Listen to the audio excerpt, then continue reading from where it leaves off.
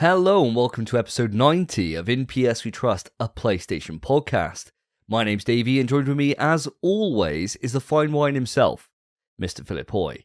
It's not a blowout! Not. It's not a blowout tonight, boys. I can't take it. Have you seen these bags? Jesus Christ. I need more sleep. I can't be drinking with you tonight. And of course, the third member of the podcast, the boy wonder himself, Spencer Davis. Yes, lads, it is not a blowout. I'm quite saddened that it isn't, but for the betterment of ourselves, I'm glad that it's not. Well, let's start by explaining what's gone on here. So basically, listeners, most 2/3 of this podcast is in our mid to late 30s. Okay, Phil's hanging on by the 30s by a fucking thread at this point. 39. Still going strong. 39 and 3/4, mate. Still waiting to get to my peak, though. Still haven't reached it yet. Still on my way up. No, definitely. It's like fucking Everest, this climb. But, what happened is, last week we went on Phil's stag do. And so we went hard drinking from Thursday through until Sunday last week. And we've only just started to recover. So I'm honouring the tradition of a blowout by having beers tonight, but I couldn't be doing loads of shots. So instead, what's happening, guys, and this is for the audience's sake, is that we're actually postponing the blowout until episode 92. And you might think, what the fuck, 92? What relevance is that? It's basically just when we can all get together and get fucked up. It's as simple as that. So we didn't want to delay and do episode 89.5, episode 89.75, and all that bollocks that we did last time that this happened. We thought we'll just move it on. And then it means that the shot count gets even worse because we've got 2 more episodes before the big quiz. But when we get there, we will get there and we'll keep you all in the loop. But for those who are joining us for the first time, you may be thinking, oh my God, what the fuck kind of podcast is this? This is a PlayStation podcast, and some say the sexiest PlayStation podcast on the internet. And we are going to be taking you through a fine adventure today. We have got loads to go through. We got the normal run of the show in terms of what we've been playing, moving it swiftly onto quick news. Then we're going to go through a stack of listener questions, I think the most we've ever had submitted, and we tried to weave them into the show itself so that we don't just have a 2-hour section of questions, and then we're going to end on a topic. But first, before we get to any of that, we got a hypothetical question. And for this one, nobody really came prepared. So I went onto Reddit and had a little look to see what kind of golden nuggets they had there. And they had one that I thought was just class. And so, guys, if you're a cannibal, what would be the juiciest part, the best tasting part of the human body to eat? What do you reckon? Spence, let's start with you. Well, it all depends on the kind of person you are, I think. For me, I think you might be surprised with some penis. I think it might be quite nice. But failing that, just the other side of your arse cheeks as well. I think those 2 bits go hand in hand, and or hand in mouth, Well, the penis is one of the only types of food you can eat and it grows, right? So it's like a never-ending food, really, depending on how big the guy is. Especially if he's a grower, not a shower. You put it in, you think, oh, this is fine, I can probably swallow this in one. Next thing you know, it's going down. So it grows inside you. Yeah. You're a little bit peckish when it goes in, but full up by the end of it. Oh, totally stuffed. Yeah, totally stuffed. It's like poking out. Someone's like, oh, sorry, you got a bit of cock showing there. Oh, sorry. It's grown. Sorry. Happens all the time. How embarrassing. But for the rump, mate, I think that's a classic cut, isn't it? Like when you get a steak, can't go wrong with a rump. And it is probably like one of the cheaper steak cuts, but there's nothing fucking wrong with it. And most humans have a juicy arse. So you're going to get some weight on that. You don't have to get don't have to go and get someone that's been eating cake for 20 years or whatever. You can get somebody that's like a gym bunny or whatever, really firm arse. You could make something nice out of that. I reckon that's a great shout. Would you eat the bumhole? Yeah, I already do, mate. Shouldn't have asked, should I? I shouldn't have asked. Fair enough. All right. How would you like? Obviously, it's Spencer. Come on. Yeah, true. And how would you have your arse cooked, mate? Your rump. How would you go for it? But the same way you'd have a steak. I mean, if you're a cannibal, Are we the I've same not kind of seen- meat as like a cow though? Like, you know, people say that when you cook human, like if you smell, like say you're in war and you flamethrower someone, or there's been napalm go off, they say you can smell bacon, right? You can smell pork because we're like closer to that. You wouldn't have like rare pork though, would you? Do you think it's the same, or do No, you I think we are a suppose. darker meat? I've never attempted to eat human yet. Yeah, that's the thing. I think just because, well, I never have cannibalized, so I just have to go well done at this point. You wouldn't want to take any risks, would you? You just have to make sure it's cooked and then just put your bib on, spread them. I think it's the same way that when I was first introduced to steak, I think when I first had it, it was probably like a medium, right? And then as time goes on, you start experimenting and you go like, oh, maybe I'll go for medium rare this time, and then rare, and then blue, and then you think, oh, I'll settle on rare's my favorite, right? So maybe it's like that. Maybe you start with a well done, and you think, oh, do you know what? This arse was nice, and I got loads left. I got another arse cheek there. So now on this one, I can maybe, you know, put a little bit of different seasoning on it, maybe a bit of paprika, and then we can start cooking it, you know, maybe with a bit of butter, a bit of garlic, and then before you know it, you're down to you're like, whoa, whoa, whoa, don't overcook it. 2 minutes each side. What the fuck? You're gonna ruin my human. Maybe that's how it goes. Gonna ruin my arse cheek. Yeah, ruin You my would man. get people looking at you in the restaurant, wouldn't you, going, he has his human like that? Oh my God. Well done. What are you, an animal? Ugh. What are you? Uncultured. He's clearly never had human before. It would definitely be that kind of pompous thing. So, what are you saying, Phil? Are you agreeing with Spence, or are you choosing a different cut? Well, Spencer's a greedy little bugger, isn't he? He's gone for the cock and the ass. You know, the bum is the obvious choice, isn't it? Especially on some of the girls you see these days at the gym with those leggings. There's a bunch of juicy bums out there at the moment. Oof! You can imagine that on a plate. Slap it down. Lovely. But for me, I'm going to go slightly different. I'm going to go slightly different on this one. So I'm thinking back to an old Saw movie that I watched.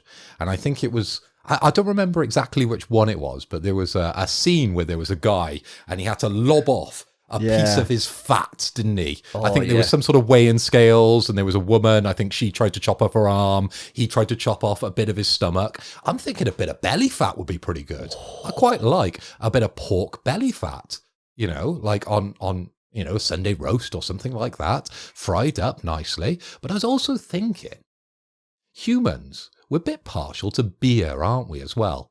And I'm trying to like connect this to Wagyu beef. Because the way you get Wagyu beef is that you feed cows beer and they're massaged, and that's how you get a really high quality meat out in Japan. Imagine we've got the same thing. So we've got an obese man who has been drinking the beers all his life, and he's quite partial to the odd massage. He does quite well for himself. He indulges in the massage from time to time. He's the one that I would want to eat. When he walks in, my eyes are lit up. I'm like, slab it down, fatty. Let's go. Let's get the belly pork. Do you reckon that's what happens? You know when people go in for a lipo? Someone like that doctor's like... Oh, what, there's someone on the end like this? Yeah. Please. Let me have a go. Let me have a go. You're hogging it. You're hogging it. I don't think so. No. Might be, yeah. I think that's a great shout. Disgusting. Pork belly fat is a class analogy to make, to be fair. And yeah, I think that goes well with everything. And you get crackling. Human crackling might bang. You never know. Might do. And you got all different types, don't you? You know, there might be different. Some people have like really dry skin. Some people have like quite like greasy-ish skin. That greasy, like you really want that like kind of dork fatty who likes a massage, because then it's going to be greasy and then it's going to proper crisp up in it. So you don't, you want that. That's the one I want. Yeah. Not too hairy though. No. So I want the ones that have lost all the hair from like the eyebrows down kind of person. We need like an alopecia fat. Alopecia. There's the word. Yeah. You need alopecia Sweaty. fat, sweaty man. Pisshead. A pisshead likes who massage. Who has a spa membership? Yeah. It's very niche, but that's why it's expensive, right? Reach out to the show. Let us know. Yeah. Is this can we you? try? Can we try? Yeah. Well, both great answers, guys. I think for me, the easy answer, I suppose, would be maybe going for like a foie gras. So with that, you could just force feed somebody enough that their like liver swells up, and then I could eat that. And I'm sure there's not much difference between a man and a goose. I haven't looked to see how different we are as creatures. And sure, frog rot, it's horrific, right? It's a really bad thing. Tastes fucking lovely though. So, it's bad for the goose, but, say what's good for the goose, good for the gander. And I'll be gandering all over that shit. So I think I'd either have that, or I'd go for, like, the largest muscle in the human body, apart from the arse, is like the legs, right? Your like legs are real strong. And you could get some in, like, I was thinking when we were in, I think it was at Prague, we had like pork's knee. Do you remember that? Yeah, we had pork knee. Yeah. That was dripping in fat, wasn't it? That was fucking filthy. That, as human, would be peng, especially if it was like a really fat. Like there's people that, I think all this comes down to the fat of the person, probably the more juicy, right? But when people get so fat, that's why you need fat friends. Yeah, and like when people get really, really fat, they need like a crane to take them out of the house. Those legs ain't seen walking for years. That means it's gonna be subtle as fuck, like really supple. And so that would be the kind of leg that I'm looking for. So maybe it's the same guy. So after you've taken the belly fat, I'll have the offcut, I'll have the knee. Kentucky Fried Chicken Leg. Amazing. Kentucky Fried Fat Guy Leg. Ooh. Get the Colonel on the case. Let's dip him in a big fat fryer. Oh, let's get those 11 spices in it. 11 herbs and spices or whatever it is. Herbs and spices. Recipe? Secret, though. Secret. Very. So we'd need the Colonel on side, wouldn't we? Yeah. I think, you pilot in a few different KFC stores, which would then be HFC. No, it wouldn't. No, KFH. KFH, yeah. HFC sounds better, though, doesn't it? I don't know. KFH, I don't know if I'd want to buy that. I might. Like when you go to a kebabi and they've changed the name on it, so instead of McDonald's, it's like McDonald's. Right, like we'll have to. We want McFatties, mate. That's what we want. McFatties, yeah. All right, we'll ship this. It's working around. It's buzzing around. Audience, if you've got any opinions on either the name of our restaurant that now sells human meat, or what would make the tastiest bit of a human, then write into the show, pswetrust@gmail.com, or hit us up on the socials, all of which are in the description of the show. But for now, let's move it on to what we've been playing. This time on NPS We Trust, what have the boys been playing? So guys, it's been 2 weeks since the last podcast episode, and I'm desperate to know what you've been up to in that time. Mr. Hoy, as it was just recently your stag do, let's come across to you.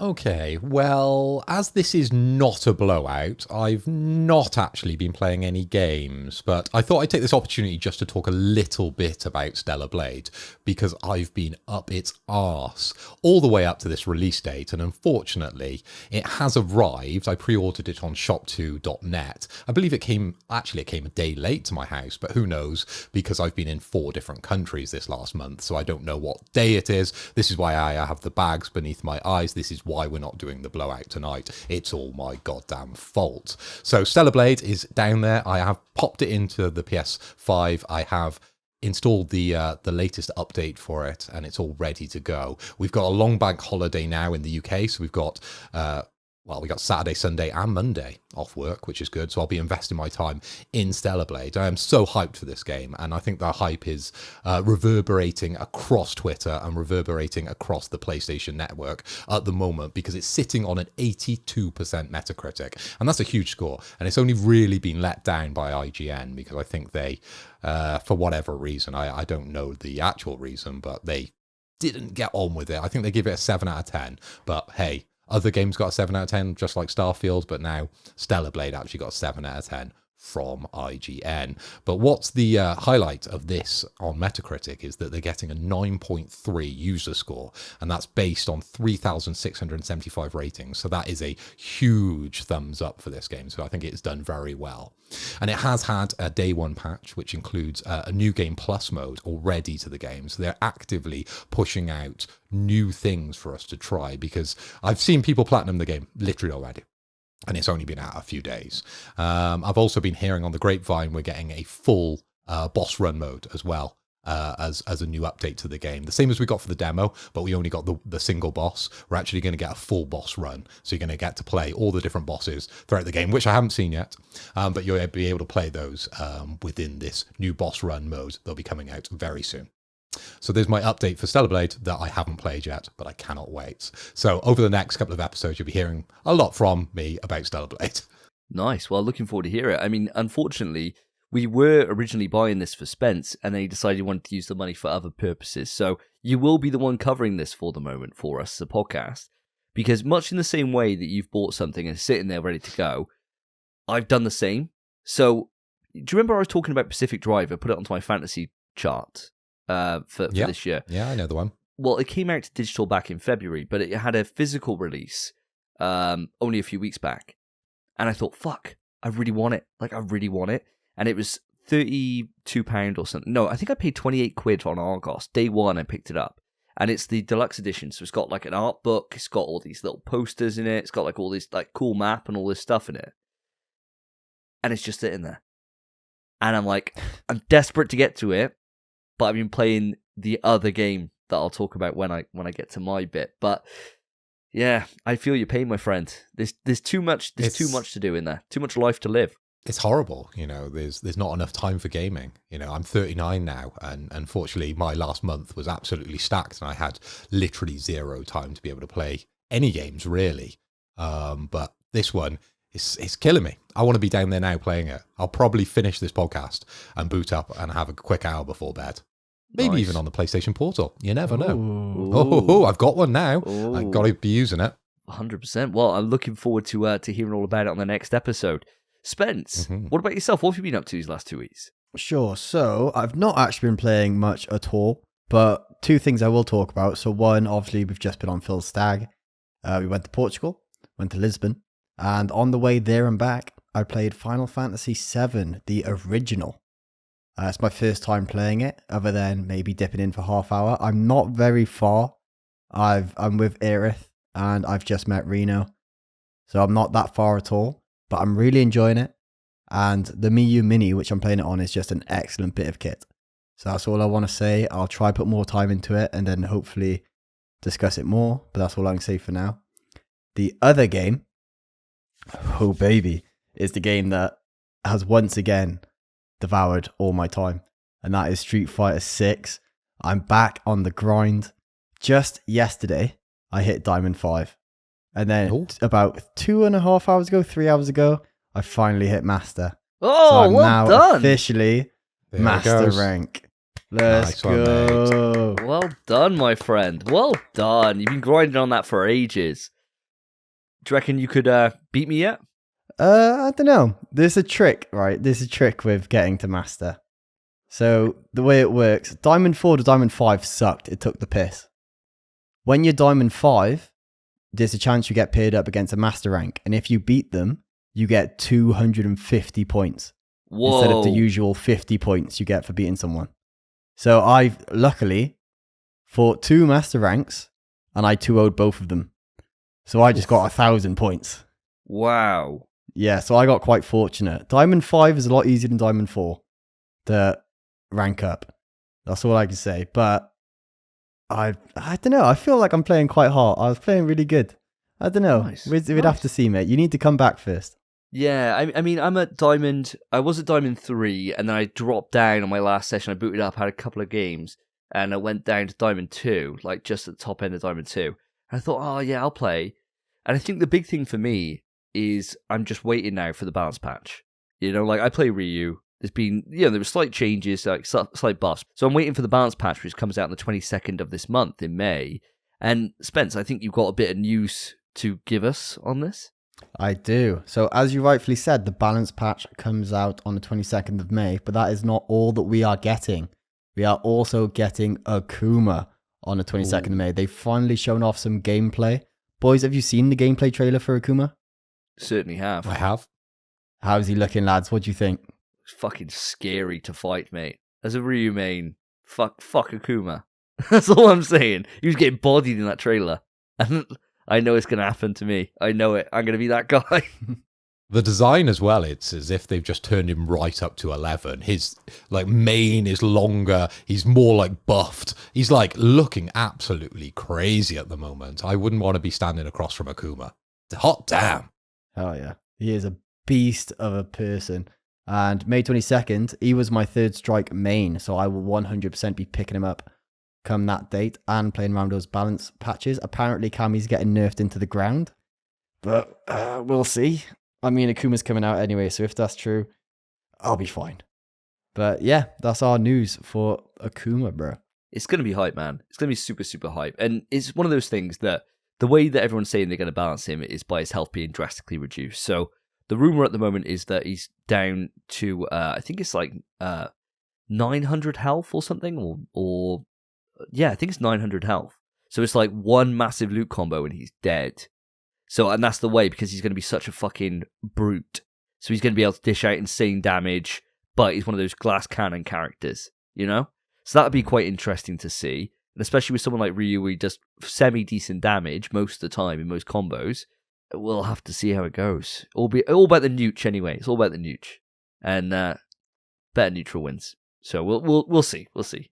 I'll say that when I'm getting, fucking teleported on and command grabbed out of teleports and all this bollocks, and I'm sure that in a couple of weeks' time I'll be in there fucking raging about Akuma. Fuck Akuma, man, fucking scrubs.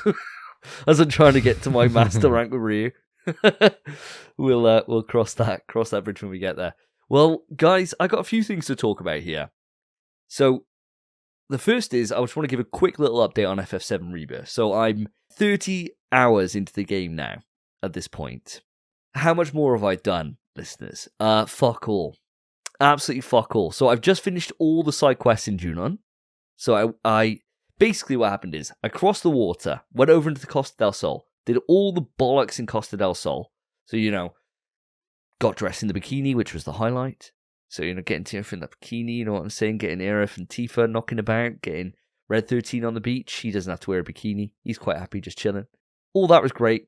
But then I've gone to Coral. And I'm at Mount Coral. And I fucking hate Coral. I've always hated it. Ever since I was playing FF7 original and I had to go to Coral and learn all about Barrett's backstory, I've always hated it. It's just all poor people everywhere. All bunch of beggars, man. And I can't be doing it. You don't like brokies? No, man, no time for it. No time for them. It's just outlandish. They live in this world full of magic and they choose to live like that. Like little street urchins. Fuck them. And sure, it's Shinra's fault and Barrett's fault for bringing them there. Fuck them. I can't stand them. Always hated that place just because it's such a contrast from like the high life in Costa del Sol. So I was always like, oh, it's just well depressing being here. And so going back there, I was like, oh, I don't want to be here for long. So I've kind of rushed through everything there, played my Queen's Blood games, bounced out to Junon, which is pretty rough as well. But at least it's nice and green and that. And so I've just been doing all the side quests. So now that's done, I'm hopefully on my way to the Golden Saucer. But we shall see. Yeah, still really enjoying the game. It's fucking long. It's long. And the problem is now I've got too many games that are racking up that I've got a choice of I either keep going like I am on FF7 Rebirth and I'll be playing it and it'll be the only game I talk about at the end of the year because it's taken me 200 fucking hours, or I start mainlining a little bit. I haven't decided what I'm doing yet. I haven't quite got there. But I have had time for two other things. So the first, and one that might be a surprise to you guys, do you remember last episode, we were going through the games that were coming to PlayStation Plus, Deluxe and Premium. And there was one on there that I said looked interesting called Gnaw. Do you remember that? The food game. The food game. So I put 2 hours into Gnaw earlier today, right? And the only reason I stayed around for 2 hours is the platinum looked easy. And I was like, right. It's only at 0.2, so nobody can judge me. I don't know why it's only 0.2. I'm blasting through these trophies. Started caning through them. There's a fucking trophy that's a nightmare. That is just would take forever. So I've got like 56% or something like that on the trophies on this game now. And I just quickly uninstalled it. It's basically, to let you know what it is, it's not just a food appreciation game. which I thought it might be. It's a rhythm game. So Oh, Okay. you put your food on the plate any way you want. So like the D-pad is 4 different food combinations. So it might be, say you've got a bowl of cereal in front of you. Might be like Cocoa Pops on the up. Down is like Wheaties or Wheatos or whatever. Left and right might be, I don't know. Think of any other cereals, right? Okay. And then on the face buttons, You ran out of cereals after 2. so fast, so fast. I love cereal as well. I know what we're doing for quick news. Oh, Christ. Name your cereals. I put me under pressure, and this cereal knowledge is going to come clutch. I no doubt of that. And then the face buttons are like other things. So it might be like berries or bananas or whatever the fuck it is, right? And so those are your main things. And I realized that if I mash loads, just mash across it like I'm playing a fighting game and I don't know the buttons, just absolutely caning everything, stuff seems to happen. So I was just earning loads of trophies with that. I didn't even realize it was a proper rhythm game until then it said about this trophy where it said, slow down time. And I was like, what? How do you slow down time? And went onto like YouTube and watched this thing. And this guy explained the systems. Like, oh yeah, it's a full-on rhythm game. So in the right corner, you wouldn't even know you would have no idea it's a rhythm game at all. Unless you go into the options and there's an option there for turn on like metronome or something. And so you turn that on and then it's like, figure it out. So, okay. There's no tutorial like at all. You get a trophy for saying you've done the tutorial. Teaches you fuck. Literally, it teaches you how to like pull in a tenderizer or a blowtorch or a ray gun and all this box. Doesn't teach you. Yeah, well, for anything you want. Yeah, you could spawn in a burger, shoot that with a ray gun, giant one, then set it on fire and then beat it with a meat tenderizer. You can do all that in this game. Wild. The only issue is that it's a rhythm game and it's not a very fucking well made one. So it will be a hard avoid. For anybody listening to the podcast, if you think, oh, that sounds quite interesting, no, don't do it. Because you'll end up like me. I've got 56% completion on the trophies. I ain't grinding for hours so an octopus can fucking eat different pieces of dinner, and he's got to eat 145 of them, and he takes forever to grab one. No, I'm not fucking doing it. We'll see what you say next week or the week after when we record the next episode. You'll be like, I've been on this game. I've been up late. I've been grinding away. I'm on 60%. Oh, no way. No way. I'm done, mate. It's uninstalled. Uninstalled absolutely. It's gone. But the final thing that I've played for a lot less time, and I originally was saying I wasn't going to bother, but I've just been getting more and more excited, is I finally checked out the Crow Country demo. So Crow Country comes out next week, comes out Thursday, as of the day of our recording. So it comes out on let me just double check my calendar. It comes out on the 9th of May. And Spence, you're completely bang on. This game is fucking immense. It's so good. So for those that don't know, Crow Country is a 1990s survival horror game. So what I mean by that is that you've got tank controls, which are on the D-pad, but they've also included modern controls if you want to use the analog. So of course, I ain't no bitch. Straight on the D-pad. That's how I rolled. And it's the same kind of thing in terms of, you're looking after your bullets, you're looking after your inventory, you're looking after your heals, that kind of thing. Choosing to run past enemies and not. Difference between this and, say, a title like Resident Evil, because we can see it in this part, is that you don't... It's more Silent Hill-esque in terms of you've got an unlimited inventory space by the seams of things. Didn't seem to matter how many... It tells you when you've got too many bullets, but there's not like... They're all like stacked at the bottom for all your like heals and stuff, and then your key items are in the middle. So it means that you can just pick up as much as you can carry, basically, but you don't have to worry about, I can only take X or Y out. Or not so far as I can see in the demo anyway. I didn't find a shotgun, but there were shotgun shells knocking about, so I don't know if that was there or not. All I'd say with this one is that if you like classic survival horror, this is for you. 100%. The art style's really cute. It gave me and my girlfriend a jump scare at one point, which we were not expecting. And we've played like a few horror games together now. Very rarely get jump scared. And so to get one come up in a game that looks like it came out, like it's Final Fantasy VII original, is huge props to the atmosphere they're creating here. So I'm over the fucking moon with this. And they were recently featured onto the PlayStation blog. And there's a couple of little bits in here that I thought that you guys might like to know. So on this section on PlayStation blog, it has a section called Modern Conveniences. And I'm just going to quote this directly. SFB Games had to weigh whether modern gaming conveniences should be eschewed to get that retro feel down just right. And they say, I would say the big one we have avoided is auto-saving checkpoints, says Adam. Almost everything you play now will auto-save and give you checkpoints. One of my favourite traditions in horror games is the save room. You can rest, reflect, and calm down for a moment while you save your game. The save room loses its power if you're not threatened with losing progress, so you have to respect that old-school system. Hallelujah!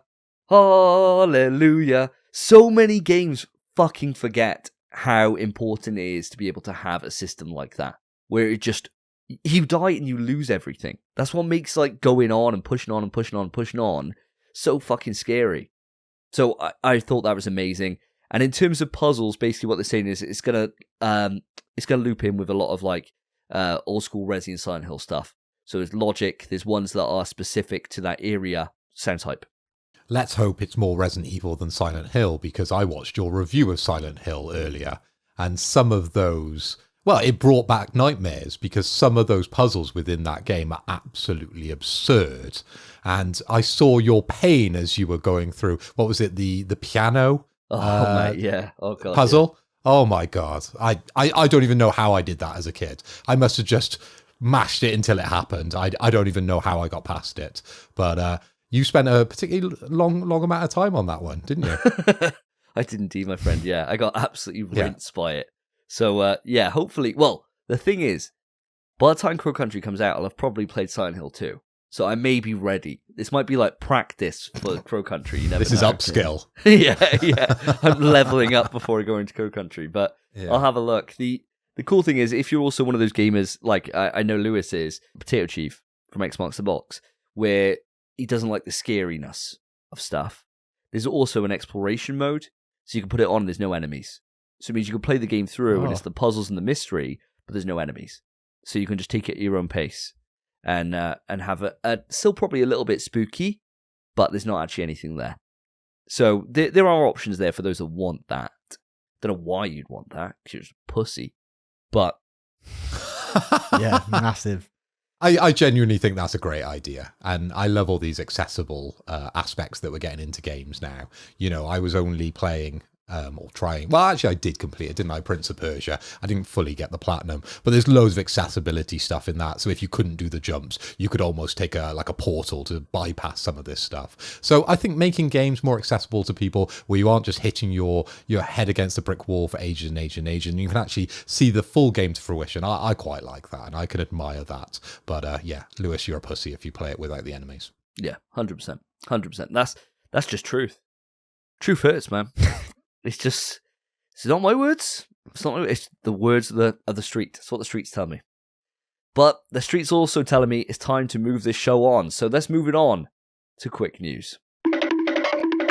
Quick news. Quick news. That's right, listeners, viewers, you have made it through to quick news. And I thank you very much for listening to our bullshit for the last, 20 minutes, half an hour, something like that after editing. But you have made it to the best part of the show. This is where we pick the latest and greatest articles from around the PlayStation Network to present to you in a somewhat comical way, because we like to mix it up from time to time. Last episode we did Worst Association, and that was a lot of fun. This time round we're going to be doing categories. So for example, if the category is cereal, we're going to go round in the circle of Spencer, Davey, Phil, and Spencer would say Rice Krispies, Davey would say Weetabix, and then I would struggle because I wouldn't know more than two cereals and I would have to take a shot. It would go in the doc for episode 92 and I would read you my quick news.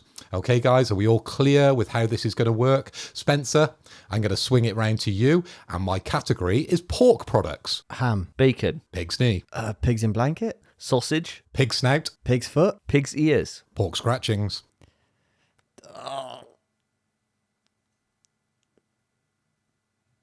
Yeah.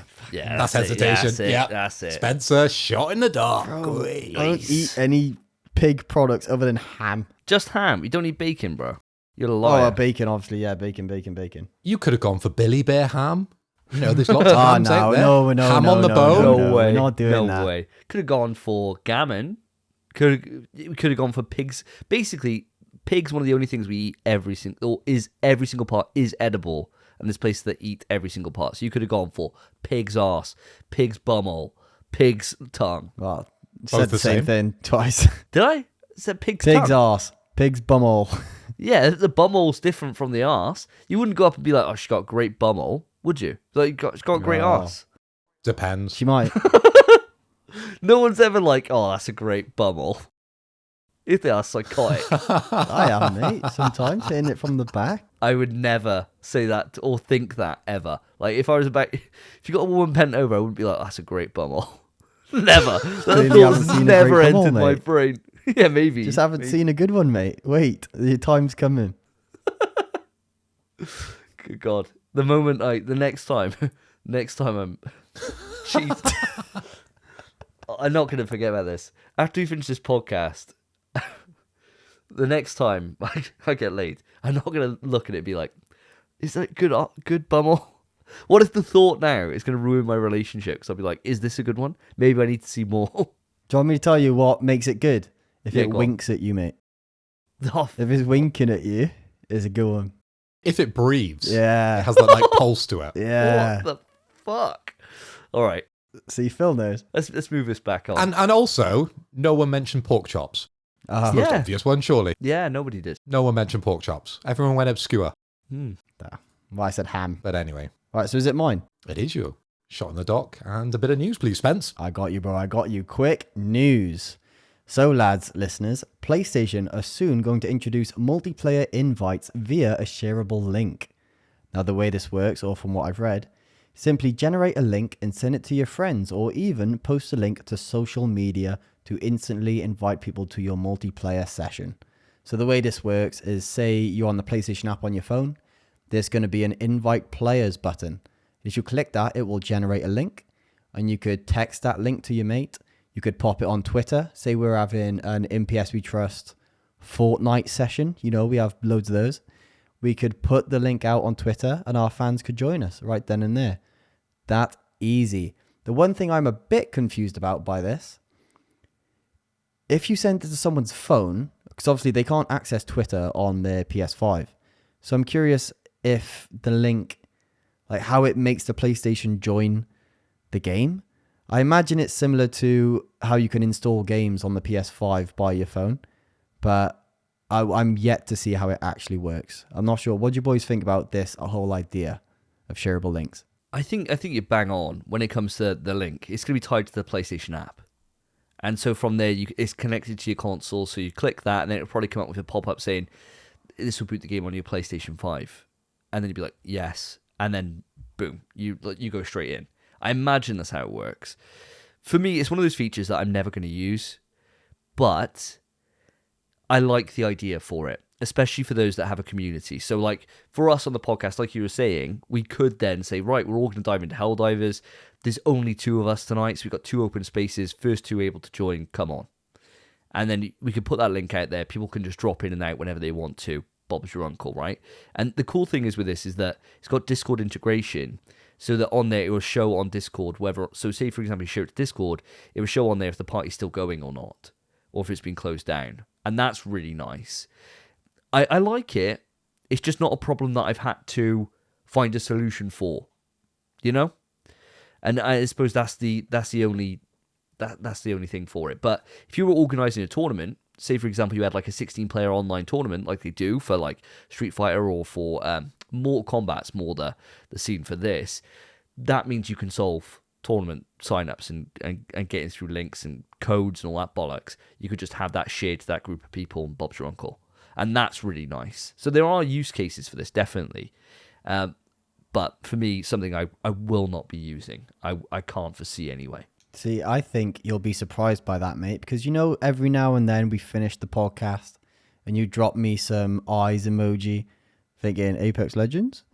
I think soon that's just going to be a link to just join you on Apex. And then, bam, I'm straight there. Actually, yeah, that's a good point. That's a really good point. Yeah. Fair enough. I walk it back. Yep. Yep. Walked back right away.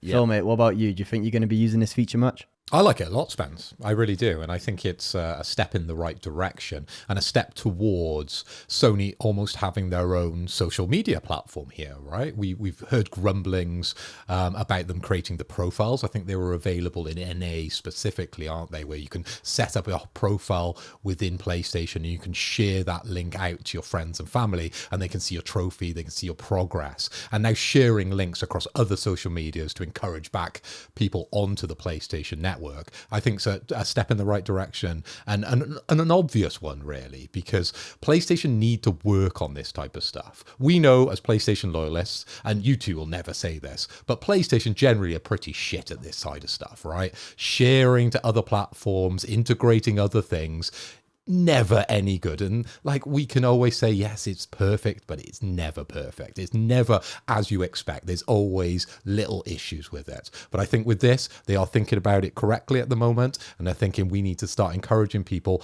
onto the PlayStation Network app. And that is our new social media platform. And then they can start broadening out that service with more and more different features that'll get people locked into PlayStation.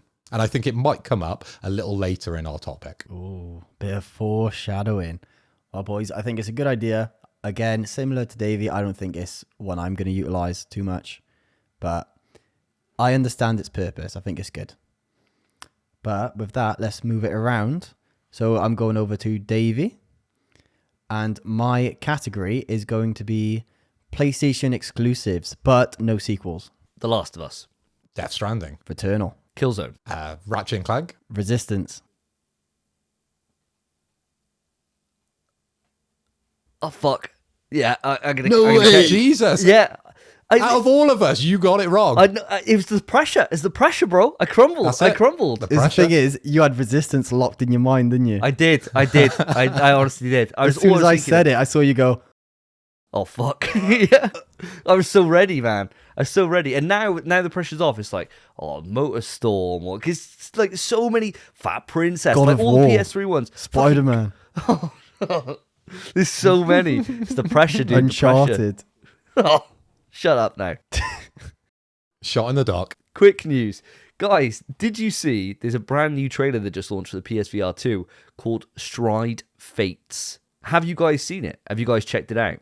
Phil, let's come across to you. Let's spice it up. Yes, Davey, I have seen that. Is there anything else you want to know about it? Yeah. Because I have seen it. I'm not lying. I have seen this one for once. And it was relatively interesting. And I think you were going to go on to say it's now Mirror's Edge for the PlayStation. And this is why it's got a few people excited, I think, this trailer. Because we've always wanted Mirror Edge. I think it comes up in our conversations throughout the podcast of what IP we would love to see back. And I think this one goes some way to somewhat achieving that through the PlayStation VR. But I know this game has been out already, hasn't it? And I think it's been out on the, let me look at on the Quest already. But unfortunately, it's got relatively negative reviews. So I'm not sure this holds a lot of prospect for PlayStation outside us just getting a little excited because it looks a little bit like Mirror's Edge. Well, see, this is the thing, right, is that I can't do right for doing fucking wrong. I go off, I ask a really detailed question, and I get a, oh, Davey, what am I supposed to answer first? Oh, I can't think on my feet, right? So I leave the obvious fruit hanging so that you could just pick it up and go with it, and you throw it back in my face like I'm in the fucking stalls, right? You throw that rotten tomato right back at me, make me look like a prick. So, fair, I take it. Yes, I left the Mirror's Edge there for you, okay? But no, I came to you first because you're one of the only people I know that's actually like a real big fan of Mirror's Edge. I remember when that game came out back in the day, I thought it was fine. Like, I enjoyed it, sure, but I remember you loved it. Like, you really, really enjoyed it. So I didn't know that it had been released previously, actually. I didn't realize that at all. I kind of just looked at the trailer and thought, fuck, that looks great. Phil will love this. I'll put this in the doc. I haven't really done too much research apart from that. So is this not the kind of thing that, say, for example, this is spruced up and it's made a lot better version than the one that came prior?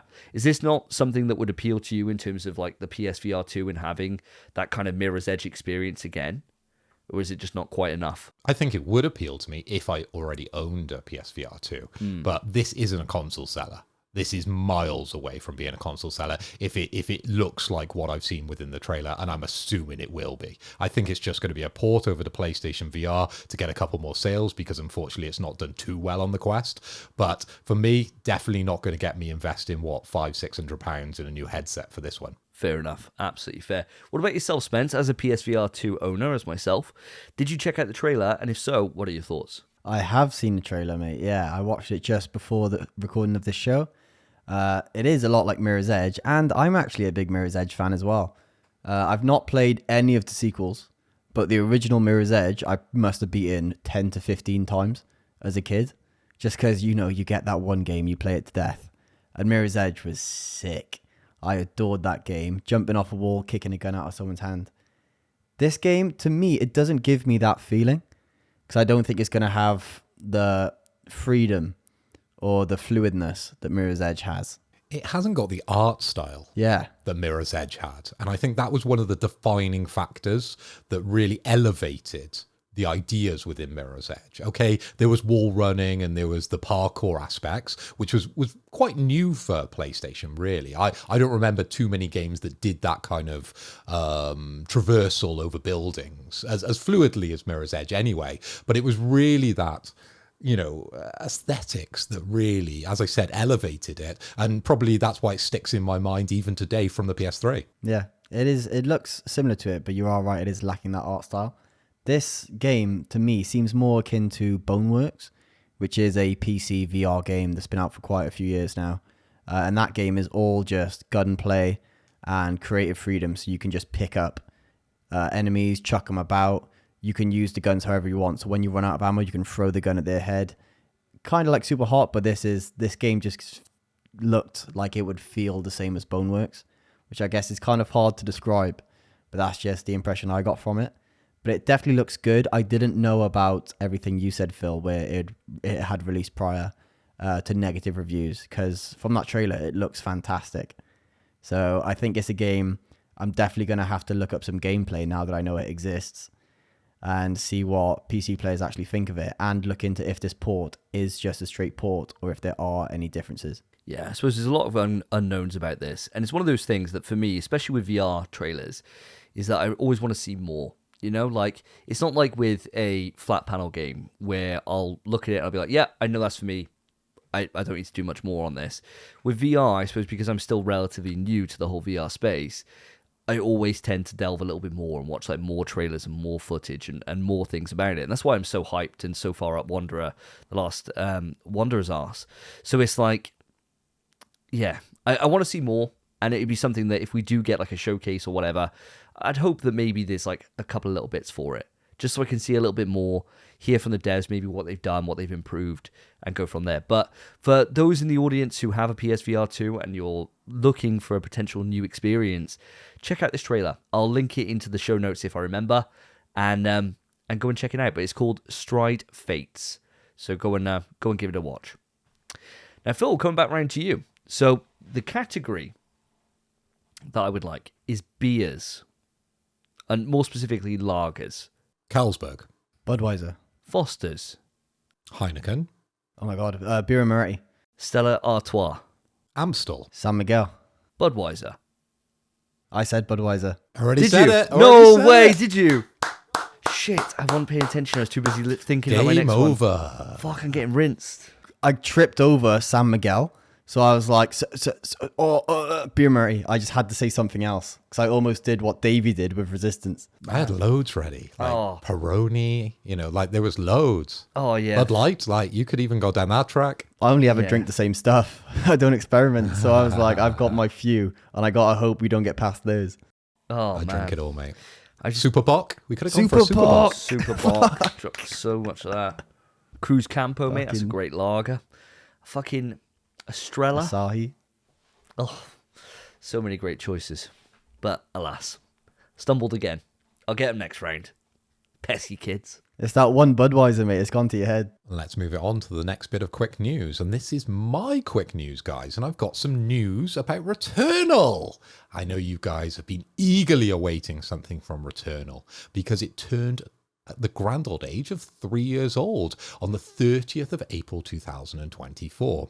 And to celebrate its third anniversary, Housemarque was excited to present an animated version of its first issue of his upcoming graphical novel. Guys, I bet you were over the absolute moon when you saw this. No, you're not getting DLC. No, you're not getting Returnal 2. You're getting a comic. The 88-page graphic novel, Returnal, Fallen Astria, I don't know this word, arrives on paperback in the bookstore shelves of October 22nd, 2024, and comic book shops on October 23rd. Are you guys going to be rushing out to buy this? Spence, I'm going to come to you first.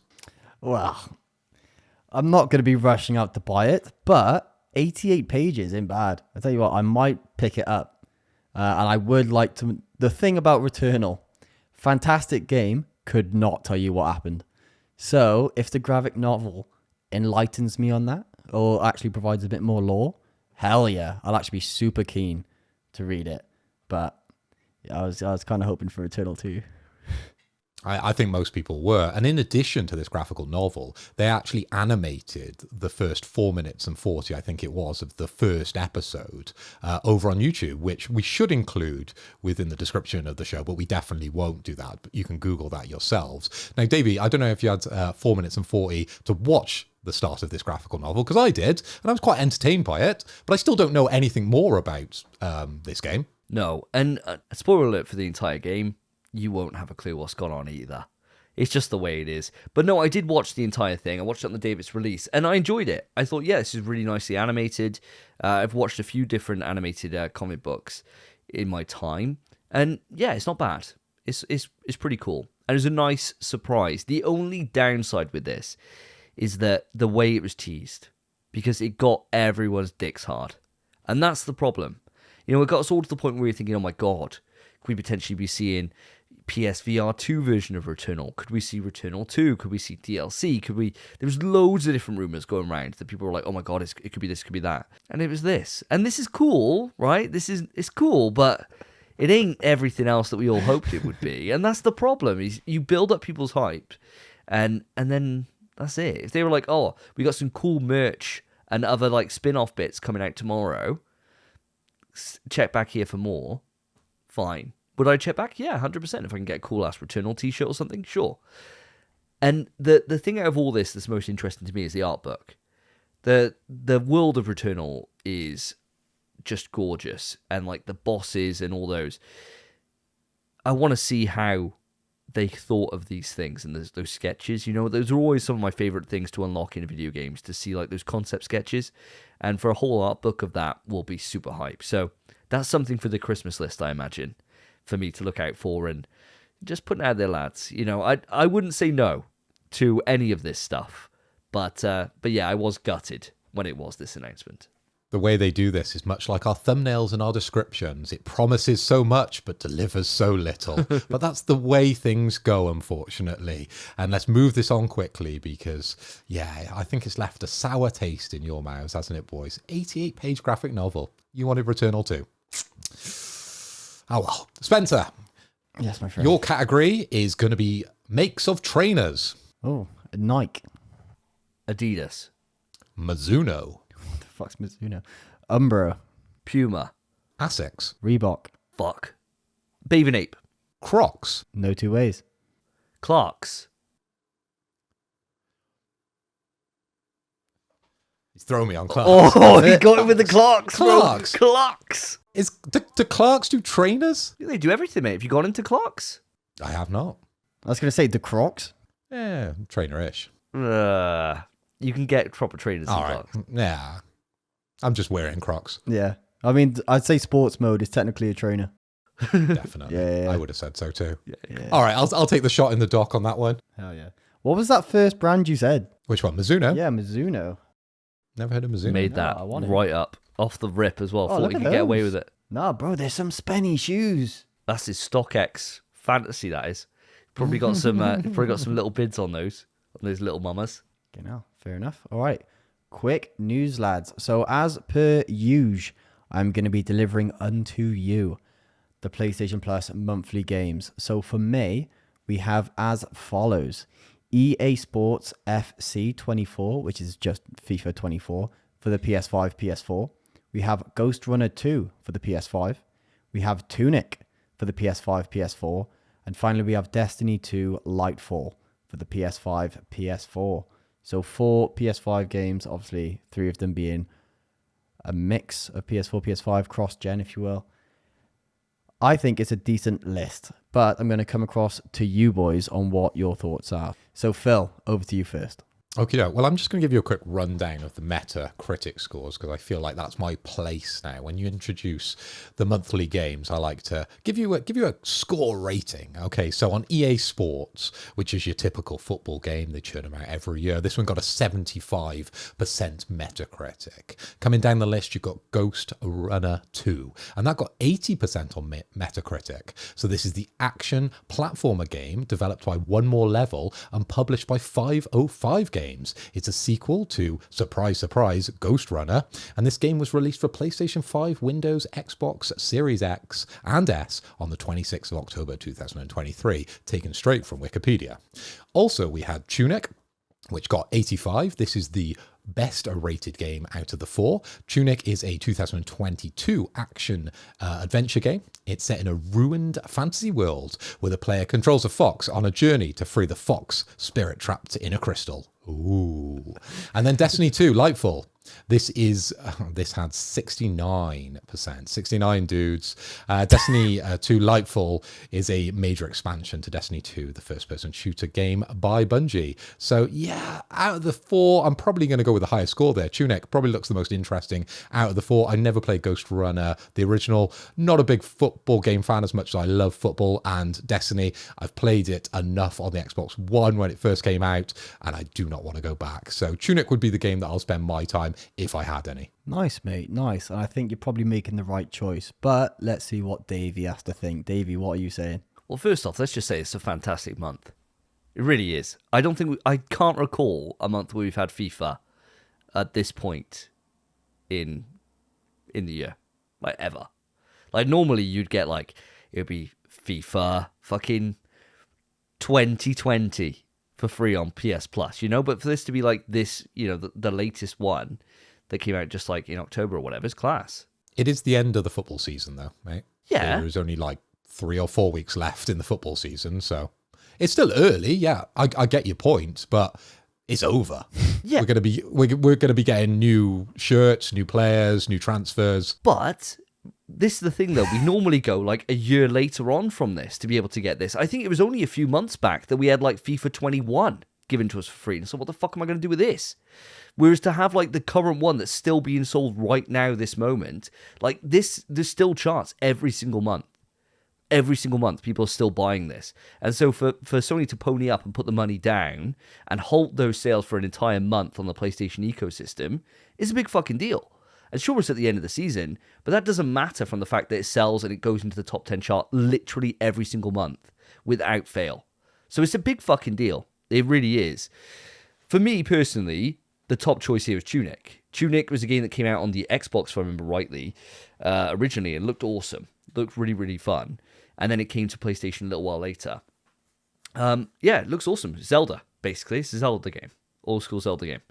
And, any chance I could play as an anthropomorphic fox, I'll take it, So I'm all about it. Had to get that right. I have to get it in there. So yeah, I'm really quite excited by these. Out of all the games I'm going to play on there, it is just Tunic. But who knows? Maybe if I had somebody come round and they said, "Oh, do you have FIFA?" I'd be like, "Well, I got 24." They'd be like, "Oh yeah, okay, I can go back to 24," and that'd be fine. Rather than, "Yeah, do you want to play 2021 that I got there?" So when it was actually called FIFA. When it's not even called FIFA anymore. When was the last time someone came over and asked if you had FIFA? It's been time, mate. It's been time. But it's all about covering your bases, right? Who knows, Spence? You may come round and you might be like, "Oh, is Newport County on there? Should we check out?" I'll be like, "Sure." They can face Real Madrid. Let's see how that goes. Smoked. That's your team, is it? Real Madrid? Yeah. I'll just go for whoever's the top one at the time. Whoever's the top one, I'll play as that. Why would I play a fucking bottom tier when I can play a top tier pick? Get good in it. If someone said tier list don't matter, I'd be like, right, okay, let's run this then. Done. Imagine that. I don't even know who plays for Real Madrid. I literally no idea. Ever heard of Jude Bellingham? No. Who's that? No? No, is that the woman's team? Our best British hope at the moment. How is it? What, Jude? Woman's name? Yeah, it is, isn't it? Judge Judy. She was a judge as well. She plays for Real Madrid. Yeah. Yeah, she also plays, yeah. Goalie and striker. She's that good. She runs up and down. She does both. Yeah, she does both. She's a 2-for-1, mate. But yeah, what about yourself, Spence? Yeah, for me, cheers, mate. For me, I think out the 4, the one that stands out to me is Ghost Runner 2. Just because I didn't play much of Ghost Runner, the original one. I think I actually only played the demo that we had for free on Steam. I mean, it's a demo, obviously. But I really enjoyed it. And I never actually put the time in, but I know the Ghost Runner games are great. So I would like to, I'd probably go to Ghost Runner 1 first, obviously. But that could be on the list somewhere on the horizon. Tunic is a given. I think we're all going to try that out. And Phil, I think it's going to be a perfect PS Portal game for you. I think it makes perfect sense. But I have a proposition, my friends. In EA Sports FC 24, you are able to play online and all 3 of us could be on the same team playing different positions. I think that could be fun, especially if we're getting bladdered whilst doing it. I do not. I think it'd be Not good, being on though. Davey's team. I'll go against you, boys. I'm not good on Davey's team playing football. It's virtual. Strikes me as the guy Jesus that never Christ. passes. When Davey last played football, he turned up in skater shoes and a wife-beater vest. That's how much Davey's into football. I was hammering in those goals, mate. I wasn't. No, you weren't. I It's the wrong net, mate. Yeah, I was scoring. I was goalie, mate. Throwing them in. Throw them in. Everyone's going, what the fuck? Well, you were all playing fucking football. Using your feet like losers. I got gloves. I didn't have gloves. It would have just been a bag, probably. But yeah, no. I'm up for this. I'm up for playing it. I reckon it'd be quite fun. Especially because we won't give a shit. And so, you know what what would be class is if you got somebody on the other side on the mic that's like really into it, like taking it really seriously. And if like our innate gamer skills start smoking. Because I can't imagine we'd be bad at FIFA if we played it. You know, if we did the tutorial, we learned how to take a fucking corner or whatever else they do in football, I reckon we'd be fine. That's all That's it is. yeah. Just taking corners. That's the whole game. Corners, throw-ins, offsides. Done it, lad. Completed football. So I reckon we just... No goals? I reckon, yeah, goals too, and saves as well, and his passes and shooting. Done. And, you know, a cross, right? That's another football thing. So, well, as soon as we do the tutorial, we learn how to do these mechanics, we'll be just mugging people off, I reckon, as we run up the pitch. I reckon it'd be a laugh. And if it goes wrong, we could just start fouling like mad. Be class. I'll be well up for it. I reckon it'd be fun. Listeners, viewers, if you want to see us play on the same team, the new FIFA game or the EA Sports FC 24 game, which I'm pretty sure it's FIFA, we could stream this or we could somewhat record it and maybe we'll even put it out on YouTube for your viewing pleasure. Let us know. Yeah, let us know. Let us know. Yeah, if enough of you let us know, we'll do it. Otherwise, it would just be me and Spence running amok, I had a great old time. scoring shitloads of goals, Pass! mate. Cross it, mate. No, I got it. I think it'd be horrific. What's a cross? Is that with the X button? That's a pass! That's the pass! Imagine the cross was the X button. Should be, shouldn't it? Circle it over to me, mate. Circle it over to me. Yeah, that's Wow. how I need you guys to... Pass it in the box. Oh, Press square. yeah, Oh. It writes itself, these jokes. it does. What would you do for a triangle? Genius. I was trying to think of that one. Yeah, so I'll Surely that's shooting because you're pointing towards the goal or something in it. Surely that's your shoot. Oh, Triangle formation. yeah. Is that a thing? 5 at the back, 1 at the front. Yeah. There's something new I'll every say day. yeah. You've got to believe me. Yeah. I know the most about football here. Yeah. So, Yeah, yeah. it's true. Yeah, Fair. All right, yeah, Yeah. I believe it. fair enough. But those are our 4 games. I don't think any of us care about Destiny 2. But these games will be available May 7th, listeners and lads. So hopefully everyone enjoys this month. But let us move that swiftly on. Davey, round to you. For your category, let's go with fast food chains. McDonald's, Miss Millie's fried chicken. KFC. Burger King. Starbucks. Surely's out there. That was time. I don't know. Wasn't long enough. It was long. What are we Spence, saying? It's your call, mate. You're next up on the list. Well, I could just say he lost, and then I'll just say one. Make it fair. Subway. Oh, fuck. Five Guys. I didn't think we were going to allow it. I didn't think we were going to allow it. And then the one next was the one I was thinking of, bro. I can't believe you said Subway. I was like, fuck, you prick. Oh, fuck. Sure, I'll just take a shot. I'll put it down. Brilliant. Don't say Fuck I never me. do nothing for you, Phil. Fuck. Don't Just say I me. never do nothing. What is going on here? You're just playing games for the big quiz. Right. Quick news. So, guys, I'm basically just doing trailer watch on this episode, but there was a brand new trailer that went out for Lost Records Bloom and Rage. Now, for those that don't know in the audience, Don't Nod are some of the best devs ever, in my opinion. I absolutely adore all their work. They're the makers of the Life is Strange series, and this game was shown before. I think it was shown at... I'm struggling to think if it was either at the Game Awards or if it was even before that, maybe, that it was first shown. And I remember it just looked awesome. I think it was at the Game Awards. Well, brand new trailer's gone out now. It looks like they're up to the same old when it comes to Don't Nod in terms of it's another narrative experience. This time it's set around a group of characters and it's split between two different time zones. So you play both in 1995 and then in 2022. And then depending on your choices in one will then impact what happened in the future. So it's all about a group of friends that get together over the summer. Something happens that then makes them say that, well, they'll never see each other again. And then their dark secret brings them back together. And as you switch between the two timelines, you can then kind of adjust what was said there, which will then impact 2022. Looks super interesting. And for me, anything that Don't Nod do is just going to get my attention. And I wanted to just put this out there for you guys if maybe you hadn't seen this yet. Now, Spence, you're a Life is Strange fan, same as myself. I know you haven't played the more recent Life is Stranges, but have you looked at this game before? Have you looked at this trailer, and what are your thoughts on it? Sure. So I will say this game was first announced May 2020, and the first time we were actually shown it was rightly said at the Game Awards on December 8th, 2023. I have seen this, and I think this looks absolutely beautiful. And you are right. Don't Nod. Just smash it. We've wanted more Life is Strange. And sure, we got True Colors roughly around the launch of the PS5. But this just looks similar, but a new little spin. And just graphically speaking, it looks absolutely unreal. Everything I've seen about it.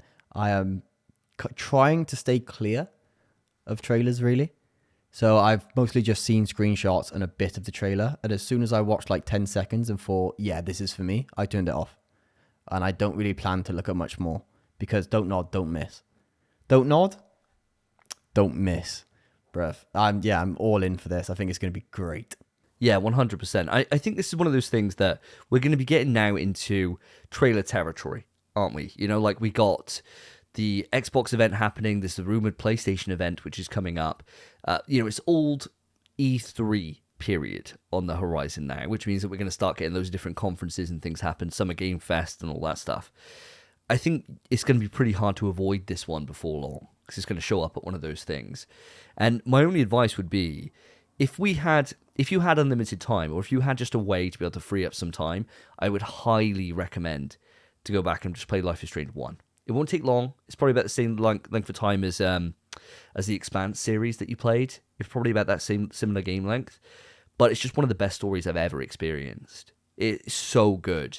And the gameplay's a little bit... It's not the best gameplay experience, but the story is one of those ones that just stays with you for literally years.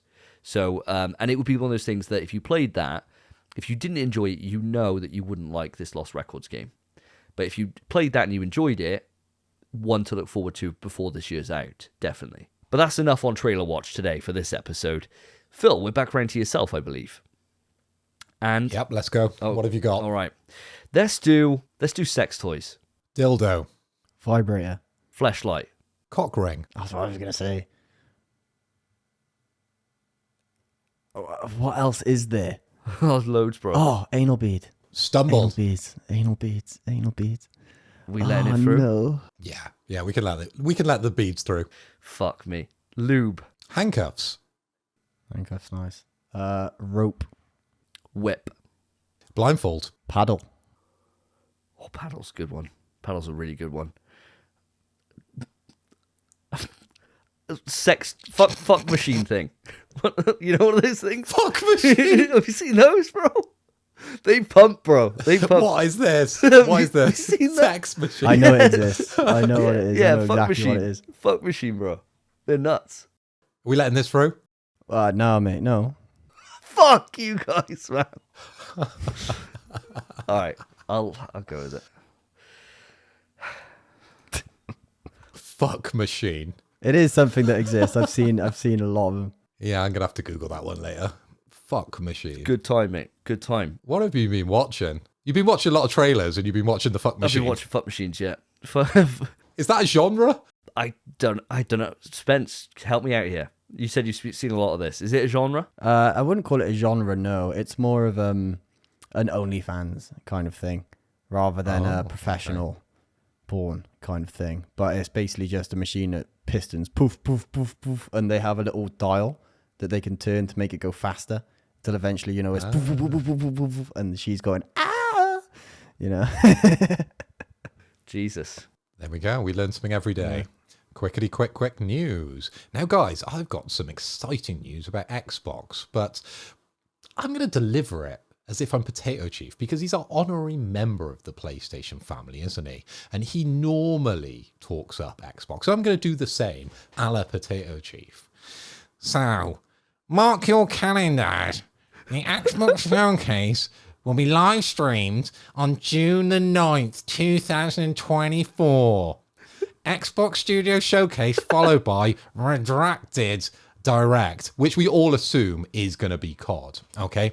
And they'll also be their first showcase that features games from their portfolio of studios, from Activision, Blizzard, Bethesda, Xbox Studios, in addition to titles from their third-party partners.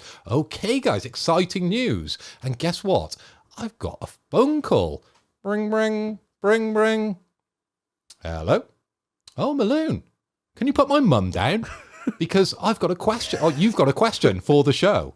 And Maloon asks, he says, how cool is it that Xbox is releasing games on PlayStation now? Apparently Gears is coming over next. I love Hi-Fi Rush last month.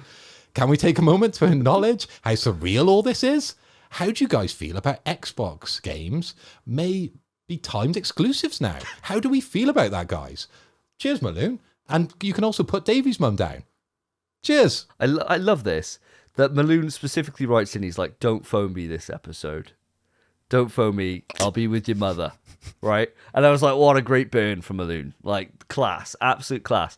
And then Phil just used that, just taking it and just totally cut him down. Put my mum down is so fucking funny. So, Spence, do you want to start off with this one? How are we feeling about Xbox games coming to PlayStation? I mean, I'm happy they're coming over.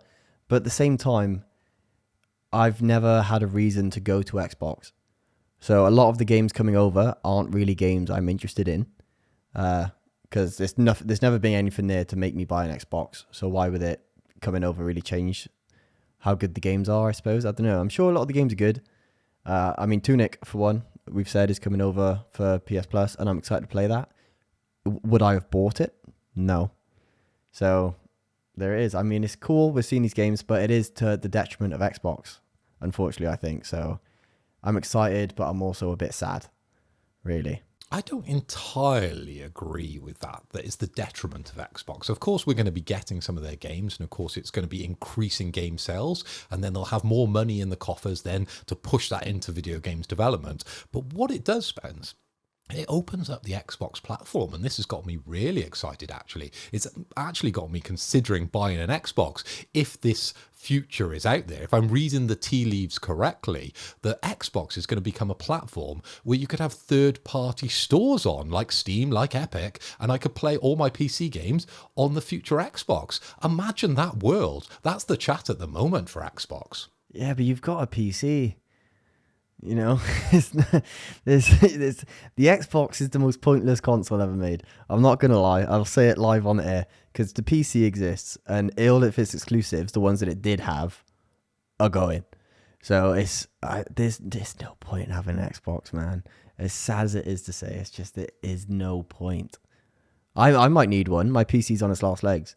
But am I going to get one? No, because the games will be here soon. I tried, Lewis. I'm sorry. Davey, how do we feel about games from Xbox coming over to PlayStation? It's a mixed bag. It really is. So titles, the rumor is that Halo and Forza, right, are the next ones. Forza, I mean, I can't really even muster a word enough to say how much of a less of a shit I give when we got Gran Turismo. We got Gran Turismo there, right? Like, why the fuck do we need Forza, right? Pointless. Halo, though, makes a bit of sense, and Halo would be class, right? I'd buy Halo. I'd money down, pony up for it immediately. Definitely would. The thing that makes it sense for Halo and why it would actually be good for it is that the player base isn't really there like it used to be. You know, Infinite came out, it was a flash in the pan, it didn't really like live up to expectations, and sure, it's better now than it was on its launch, but it's kind of too little too late. And you've got a dying ecosystem in the Xbox where there's fuck all people there anymore, and everyone on PC's got better things to do with their time. So why the fuck would they do it? If they got a fresh injection for us, the PlayStation crowd, in for Halo, it's going to get another set of legs. And that makes sense to me. I can see why they'd want to do that. The thing that I've got an issue with, and I'm sorry for all those that have been listening to the podcast for a long time, it's the same thing I've been saying ever since this was first rumoured that we were going to get games from them. And this is in answer to Maloon's question, is that this is just bad for Xbox. There's no good from this at all for their brand. There's just none. So unless it's a case that Windows are really moving away from the Xbox brand and they decide that there was just no point, they've just given up now, they've put enough money in, they've sunk enough costs with Game Pass and everything else, they're not going to recoup it, they've got to change their strategy and it's to exit the console game. For most of it, they'll probably still produce something there for the 5 people that just cannot give up on the Xbox ecosystem, but everyone else already has, right? It just sucks because you just know that you need someone biting at your heels to get better as a brand. You need competition there. You really do. And if we don't have any, if it's just the Switch and PC, and we're already catering to PC players at the moment, what the fuck, man? Like, how long is it before PlayStation Plus goes up from being 120 quid a year for the PlayStation Plus Premium to 200? And where else are we going to go? We're not going to go to fucking Xbox. Because it won't fucking exist. You know, like, this is the thing, is that Sony could really start taking the piss if they do fully exit the market. And all they're doing is they're ceding the market to PlayStation. It just sucks, because the thing about it is that at the moment, we know that, sure, there's going to be a select portion of games that are going to come from PlayStation over to PC, but it's going to take years to go. And we don't know when that will be, right? Fine. But if you were a console gamer, you can't ever play those games on your Xbox. You have to go to a PlayStation to do it. Like, for me, I don't play on PC, right? So I could only buy, like, God of War Ragnarok on my PS4 or PS5. I could only buy it on this place because I don't play on PC. Xbox at the moment, I could go and play Halo right now on my PC, but I choose not to, right? If I wanted to go in and actually experience that, or like Indiana Jones, which comes out later this year, if I wanted to play that, I'd buy an Xbox, right? And I'd just buy one and just have it there. Whereas now, it's like, oh, well, I think I'll just hang on a couple of years. I think I'll just hang on 2 years, because chances are it'll probably be over here by now. And I don't know. I feel like it's good for us as PlayStation gamers, because it's just more games for us. There's no downside for us.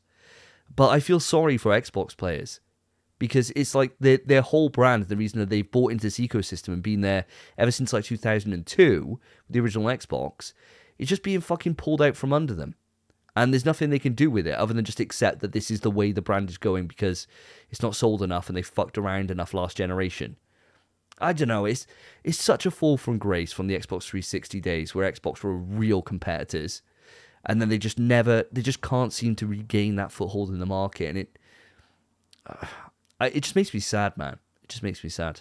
I personally never thought we'd see the day. I really didn't think this was ever actually going to happen. I thought it was one of those things that would be, talked about and kind of, rumored to be happening. People would come out and say these things for a bit of shock value.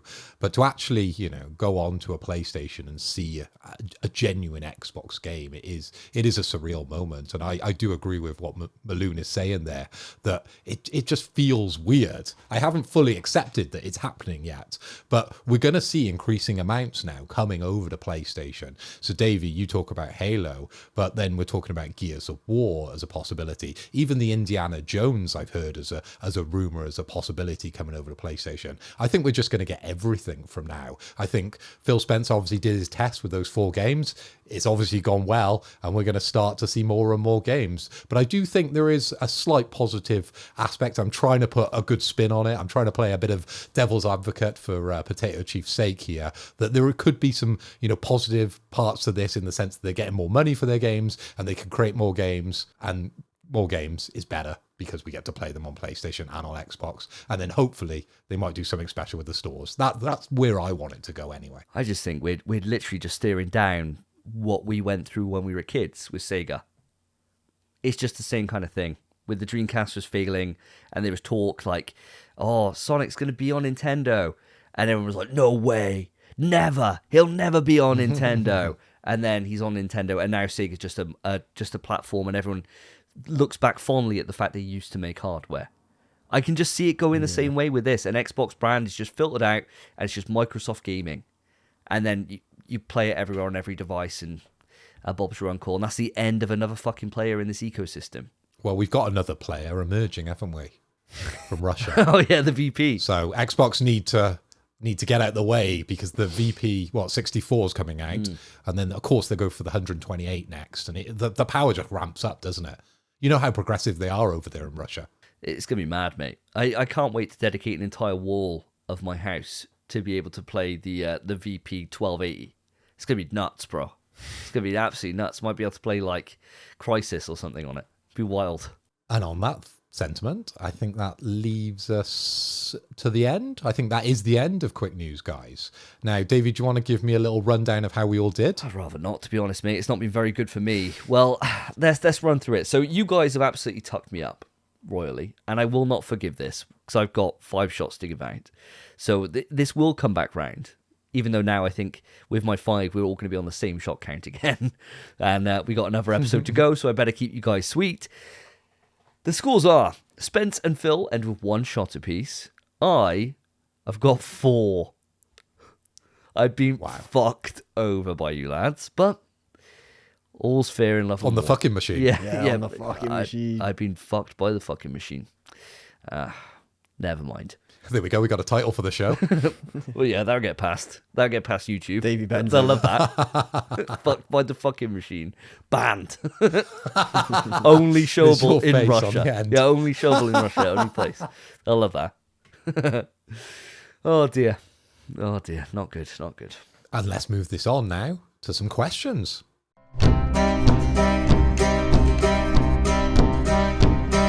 There once was a show some time ago that asked 4 questions every fortnight or so. It became so rare they weren't prepared to have a versatile rhyme. Oh God, I'm scrambling now to get a word that rhymes, so how can I wrap this up? I'll take this mail and go. And we have arrived at the questions, and we have got not 1, not 2, not 3, but 4 listener questions for you guys. Bloody hell, stacked. So, let's start into the first one. The first one is from No Fate, who hit us up on Twitter, and they ask, with the rumour of a remastered Aloy on the horizon, #Horizon, I like that, very cute, I want to ask, has backwards compatibility benefited or in some way hindered the PS5? And do you think PS6 will have backwards compatibility? Phil, let's move it over to yourself first as a fellow Aloy/Horizon nut. Okay. With the rumoured Aloy remaster. So we're talking about Horizon. aren't we? The original Zero Dawn coming back as a remaster.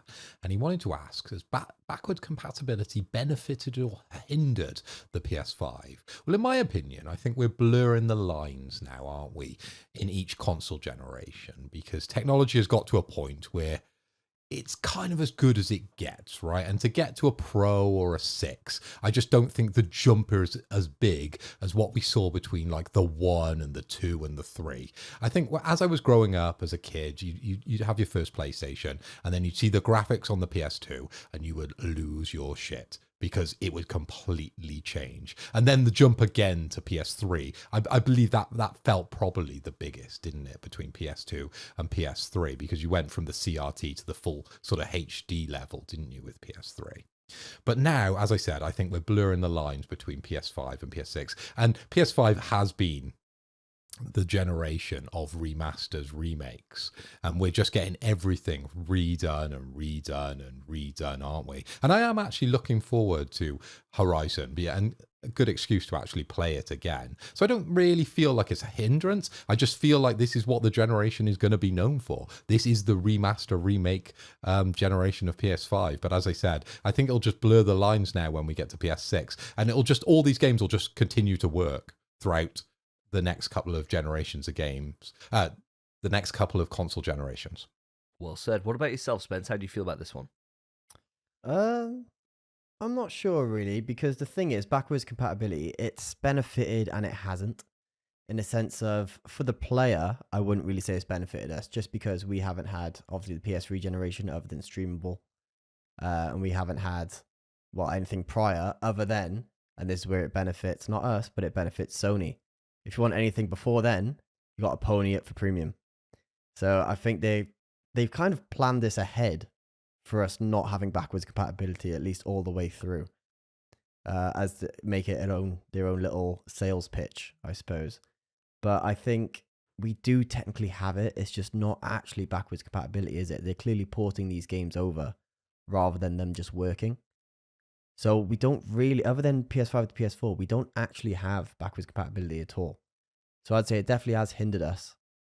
But I can see why Sony's done it, and it benefits them. And if you're flush with cash and you're able to have the premium every month, then I suppose it doesn't matter too much for you. But we don't even really have backwards compatibility.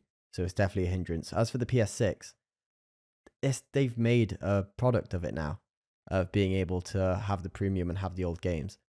Will PS6 have back compatibility? For PS5, PS4, yeah, probably. But then for everything prior, I imagine it being the exact same system where you have to pay for those older games. And that's the only way to access them, unfortunately. You can't just pop a PS1 disc into your PS6. It's not going to work. So, that's fine. I wouldn't call it a hindrance, but it's not exactly a benefit either. It would be wild if suddenly they're like, yeah, new PS6. The benefit of the PS6 is you can play PS3 games backward compatible on this. Native. You can put your disc in and it just works. Oh my God. It'd be mad as that being their selling point. Oh yeah. I think it's literally impossible. It'd be a wild selling point to sell your console on. Nobody outside of us would give a fuck, but I would pop off for that mind. If they were like, yeah, you could just plug this in and it works.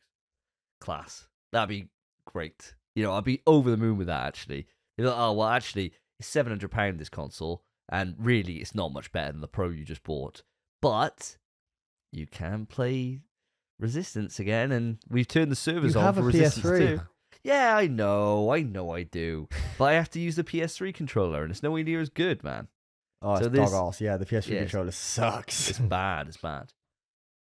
And there is, a movement, isn't there, out there that wants to play it, the original game on modern hardware? Because I've bought a bunch of sort of analog consoles where they're like modern versions of Super Nintendos, they're modern versions of Sega Mega Drives, and you can plug the original games into them to be able to play them in HD with a HDMI cable coming out them. So it could have that aspect to it, which would appeal to sort of the retro crowd, that you could actually get your PS3 game, put it into your PS6, and then it would actually work. It wouldn't just download a version or, fake it in some sort of way. You would actually be playing the game. So yeah, I could see it as a benefit, but actually, if that was the major selling point, it would be a bit lame for the majority, I think. It would just appeal to the retro crowd. Well, I think you guys have taken this in a totally different way than I'm reading this question. So when I think about PS5 backwards compatibility, of course I'm thinking about PS4, right? Now, in terms of that backwards compatibility that's built into it, it's a multi-pronged argument that you could have in terms of has it hindered or has it helped. Now, the PS5 is a weird generation because right at the start of it, we had, severe stock shortages. There was issues all over the place thanks to extenuating circumstances, i.e. COVID, and with fucking the amount of economic depressions that were happening all over the world, which had an issue with, being able to actually stock the thing. And so when PS5 was originally sent out, it was famously said that we don't believe in generations, that this is it. Like, you've got this device, it's good to go, welcome to PS5. Kind of forget your PS4. And then they walked that back very quickly when they couldn't get the stock out. And that's why you had titles like God of War Ragnarok or, all Horizon, all these different titles which launched multi-SKU, PS4, PS5. And for me, that was a mega hindrance to the console, because it meant that there was no reason to rush out and get that newest game because you could still get it on your PS4. And it also meant that the games couldn't flex their full level that they can. Like, we saw what Demon's Souls could do right out of the gate, and it was fucking impressive.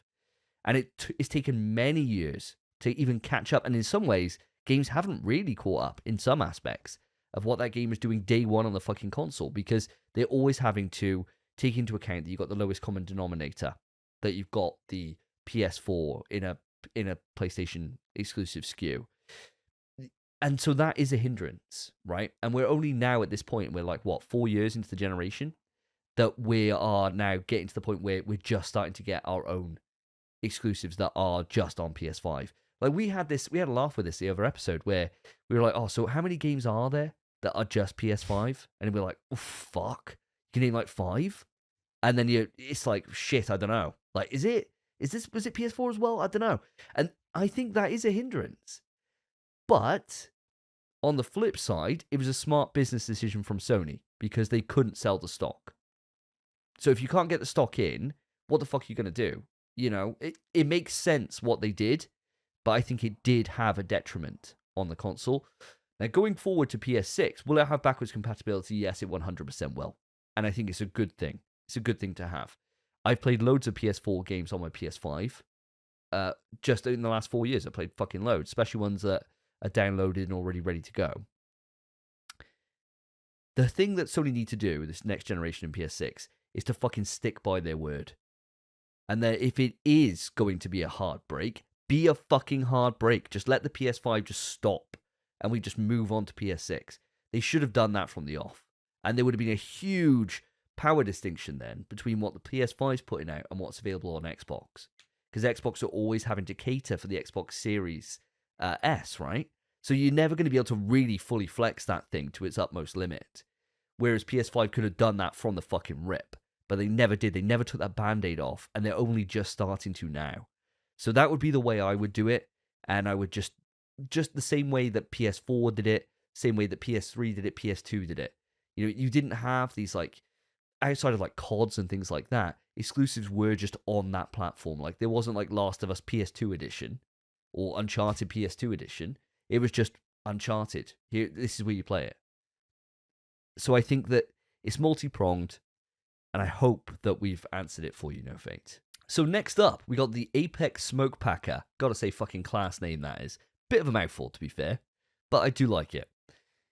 They ask, what do you think of Batman Arkham Shadow? Now, for those that don't know, Batman Arkham Shadow is the new meta game that was just shown. There was a brand new trailer for it. Now, Spence, you're a big Batman Arkham fan, same as myself. Give me your thoughts first. Well, I mean, you see an Arkham game. The trailer I saw for it, I didn't find out it was for the Meta Quest 3 until the end. And I was like, oh, granted, this says at the bottom that it's on the Quest, but you don't really pay attention to that because you're just used to seeing that text at the bottom. Like, oh, this isn't actually on a PlayStation, this is on PC or whatever. So I just ignored it. And I thought, oh yeah, all right. Batman, Arkham, sick. Meta Quest. Well, it's similar to when they announced the game that can't be mentioned VR, for VR, for the MetaQuest 2, and I had just bought a MetaQuest 1, and I just looked at it like, because it's a game that I'd very much like to play, but am I going to buy a system to do it? Absolutely fucking not. So it's just a bit of a punch in the gut, this news, I think. But I'm not sure if you feel the same. Or Phil, how you feel? Well, for me, anything that has VR connected to it leaves a bit of a sour taste in my mouth, unfortunately. You know, I see the headline there, Batman Arkham Shadow. And it's not Arkham Shadow VR or anything like that. So it gets my interest because the Arkham games are legendary, aren't they, guys? You know, we've all enjoyed them in the past. And I think, Davey, you bought me the collection for a birthday or a Christmas. I still need to get round to actually completing some of those games. But from what I've played, the Arkham games are up there. Well, they are probably our best, probably sitting alongside your sort of Spider-Man games. You know, they are very, very good series and very well renowned and well respected. But then to get into a trailer, which is largely, you know, computer generated, and then it to kind of end with, on, you know, a VR headset. Yeah, it kind of lost me at that point, unfortunately. Well, guys, this down and out sentiment that you're putting out there, I'm only going to echo. Because I'm going to come at it a slightly different way again.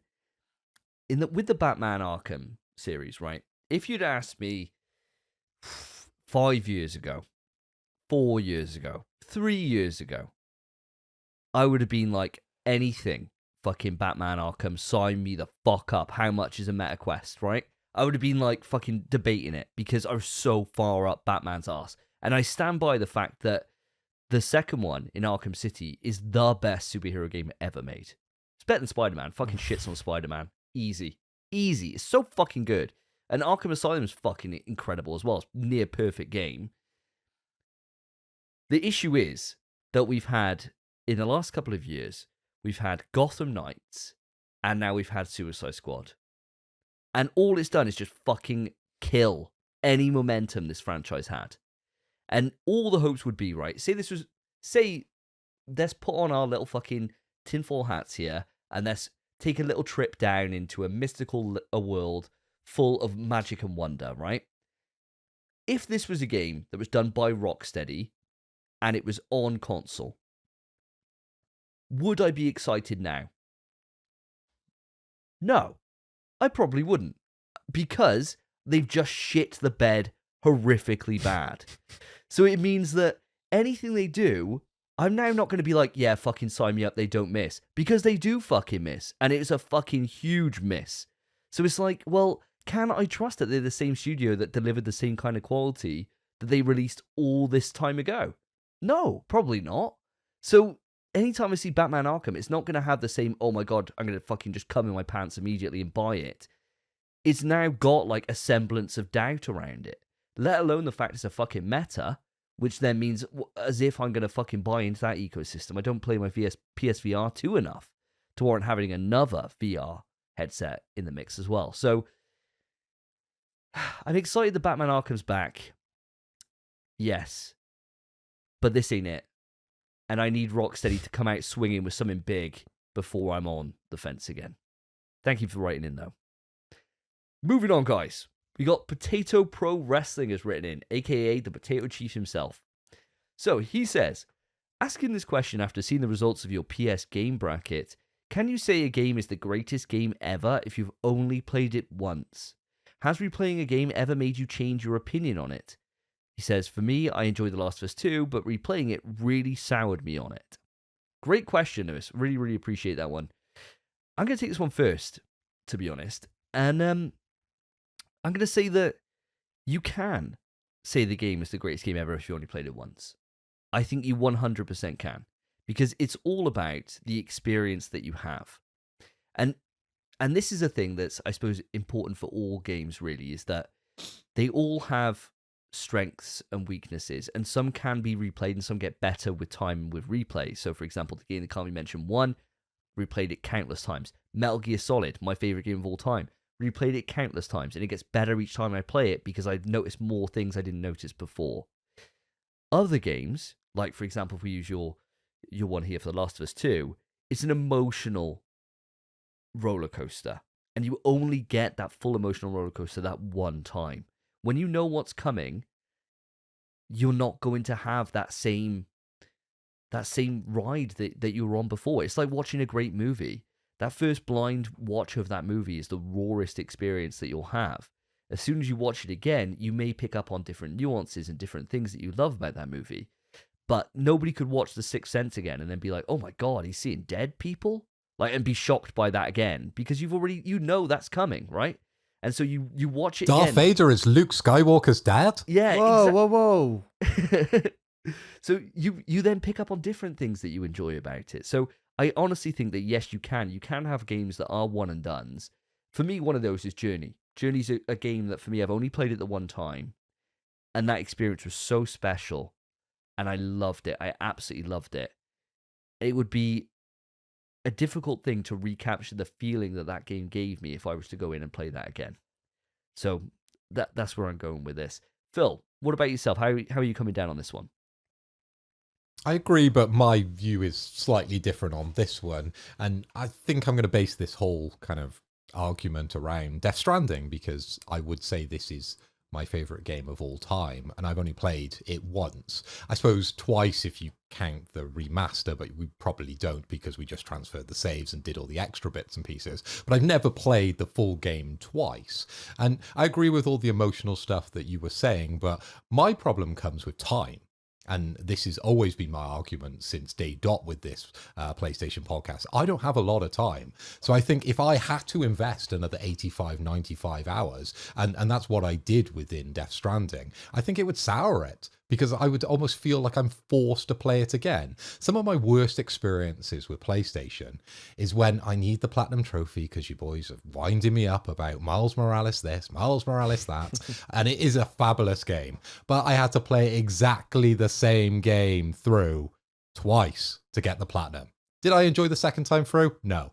First time through, absolutely incredible. I didn't need to play it through an additional time. So for me, time sours things when I play through games a second time, and I can very much say to you, Death Stranding is my favourite game of all time, and I've only played it the once. What about yourself, Spence? See, for me, you're a bastard, man. I was going to bring up Journey as well. I was going to say, out of all the games, I've played Journey once, which was just at my friend's house whilst he popped to the shop, and I managed to beat it as he left, and then as he came back through the door, it was in the credits. It was the perfect game for that amount of time, and it was beautiful. I would never go back to it because I don't think I'd enjoy it the same. But it's a special case. It's not all games are the same. Last of Us, my favorite game of all time. I guess this is just what we're doing now. I've beaten it 14 times, give or take. I've beaten it so many times, and every time I play it again, I can't even bring it upon myself to skip the cutscenes because I love that story. I love experiencing it again and again, and I still get emotional. Sure, it's not the same as the first time I've played it, but I can still appreciate what the game's trying to deliver. Games are meant to be typically played just once, depending on what game it is.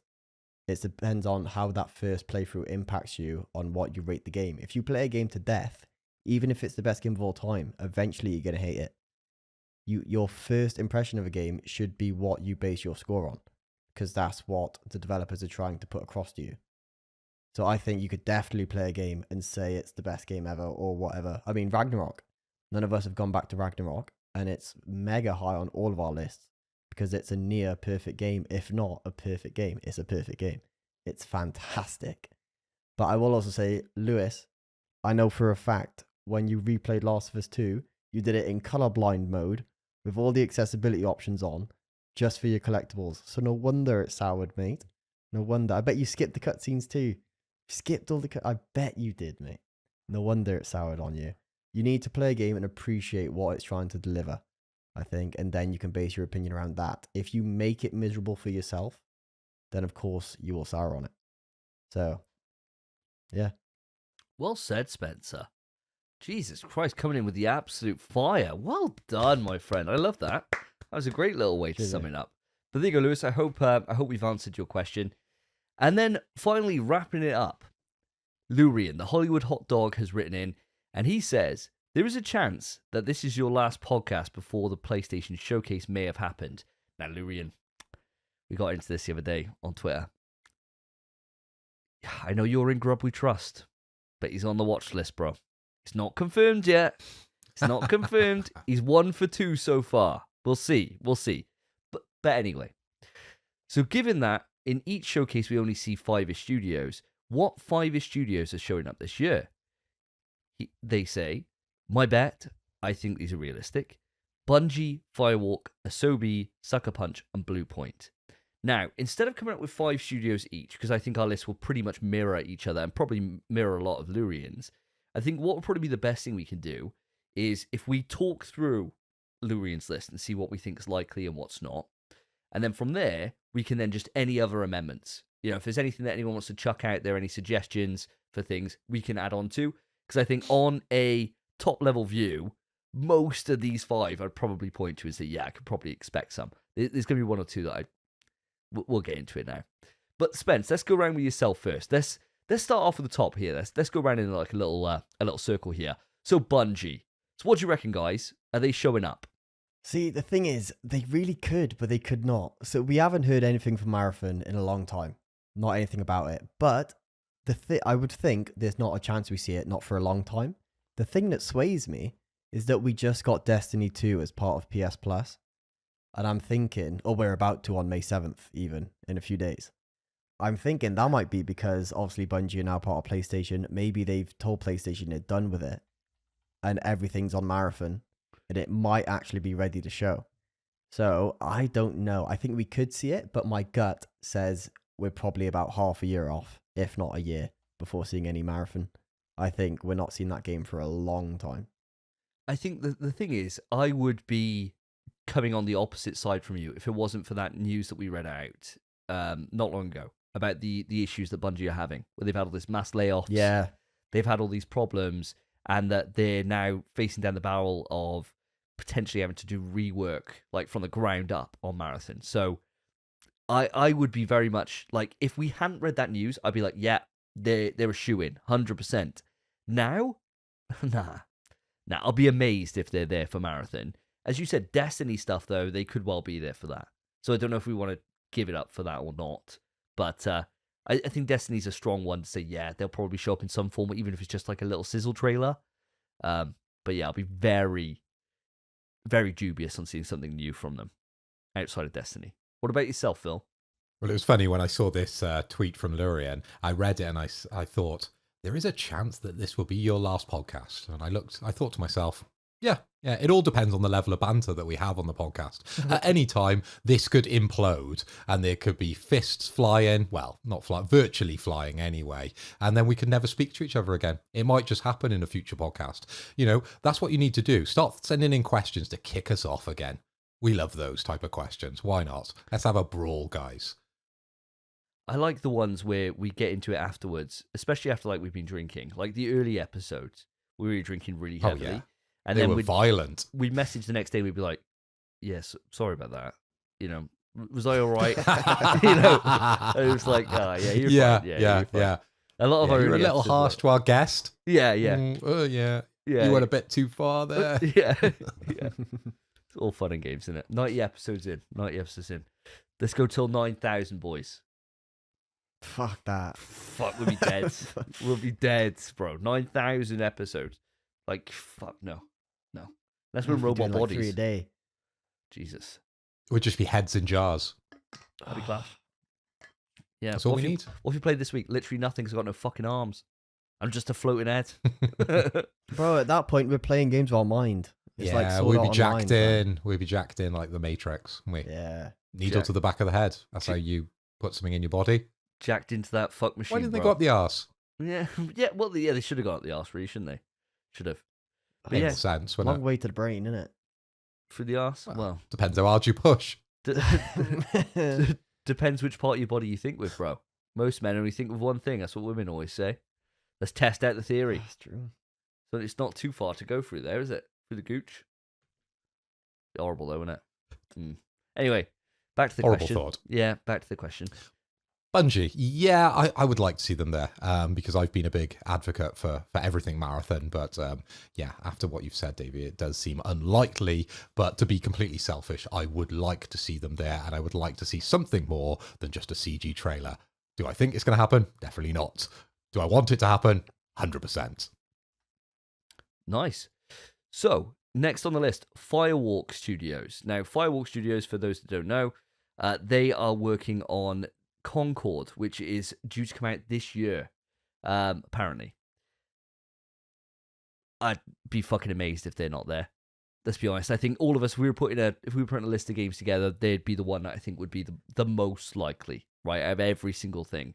Definitely Firewalk Studios. You guys in agreement on this one? Yeah, this would be the one I would have picked. This would be top of my list, purely because we've only seen a CG trailer and we haven't heard any problems with the studio. So we are expecting to see something. It's the right time to be seeing something because we are all hoping. And, Twitter, the world is saying we're seeing something within 2024. So this is the time to actually get a bit of a taster, more than just that CG trailer of them drifting in space. I don't even know what it is. I don't know what even type of game it is, but I'm excited. I think they've done the right thing.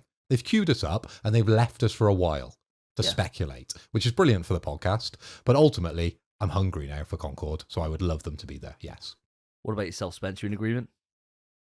I mean, yeah, I kind of have to be in agreement. It's been ages. It's been literally, I think, since May last year that we heard. So it's about time. And if they don't show something, everyone's just going to start being a bit worried, I think. So they kind of need to fill us with that confidence. So it just makes perfect sense. I almost guarantee we'll see it. Yeah. I'd go so far as putting a guarantee on it. And normally we'd say, right, let's put some shots on the line, but we're all in agreement. So what are we all going to do? Just fucking add shots to the count when it doesn't come up because we're never right? Probably. But, It's a curse, isn't it? If we all say something's going to happen, definitely ain't going to happen. No, never does. So Bungie's going to be there, but Firewalk definitely isn't. Yeah. That's what you can take so far. Yeah.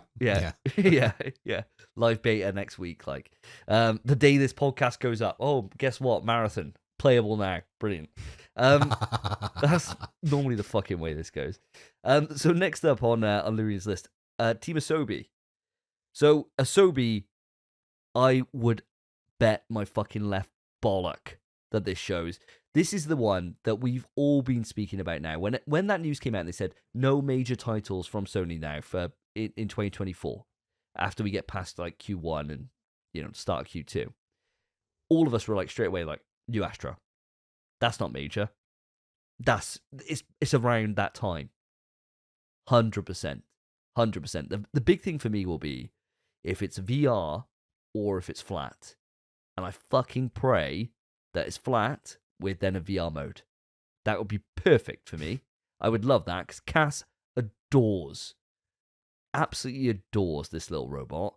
And if he can't play it because he's too young for VR, that's just cruel on my son. He's only 5. Come on, Team Asobi. What the fuck, man? Don't do this to a 5-year-old. He's desperate to play the next one.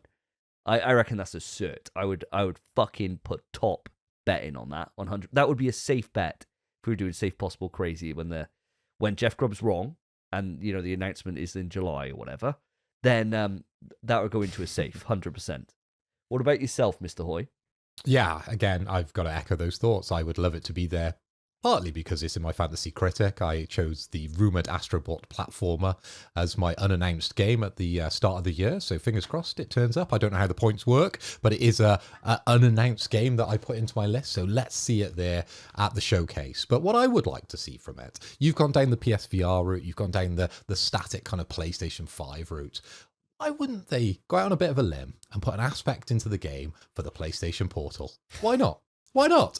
Let's boost some sales on all the other hardware. Let's do what Sony doesn't do and support all the other parts of their ecosystem. You've got the VR. Let's have a level in VR. Let's do something special on the Portal. Let's do something special if you own the headset. It could be almost a marketing ploy, right? To get you to buy all the bits of hardware that Sony sell.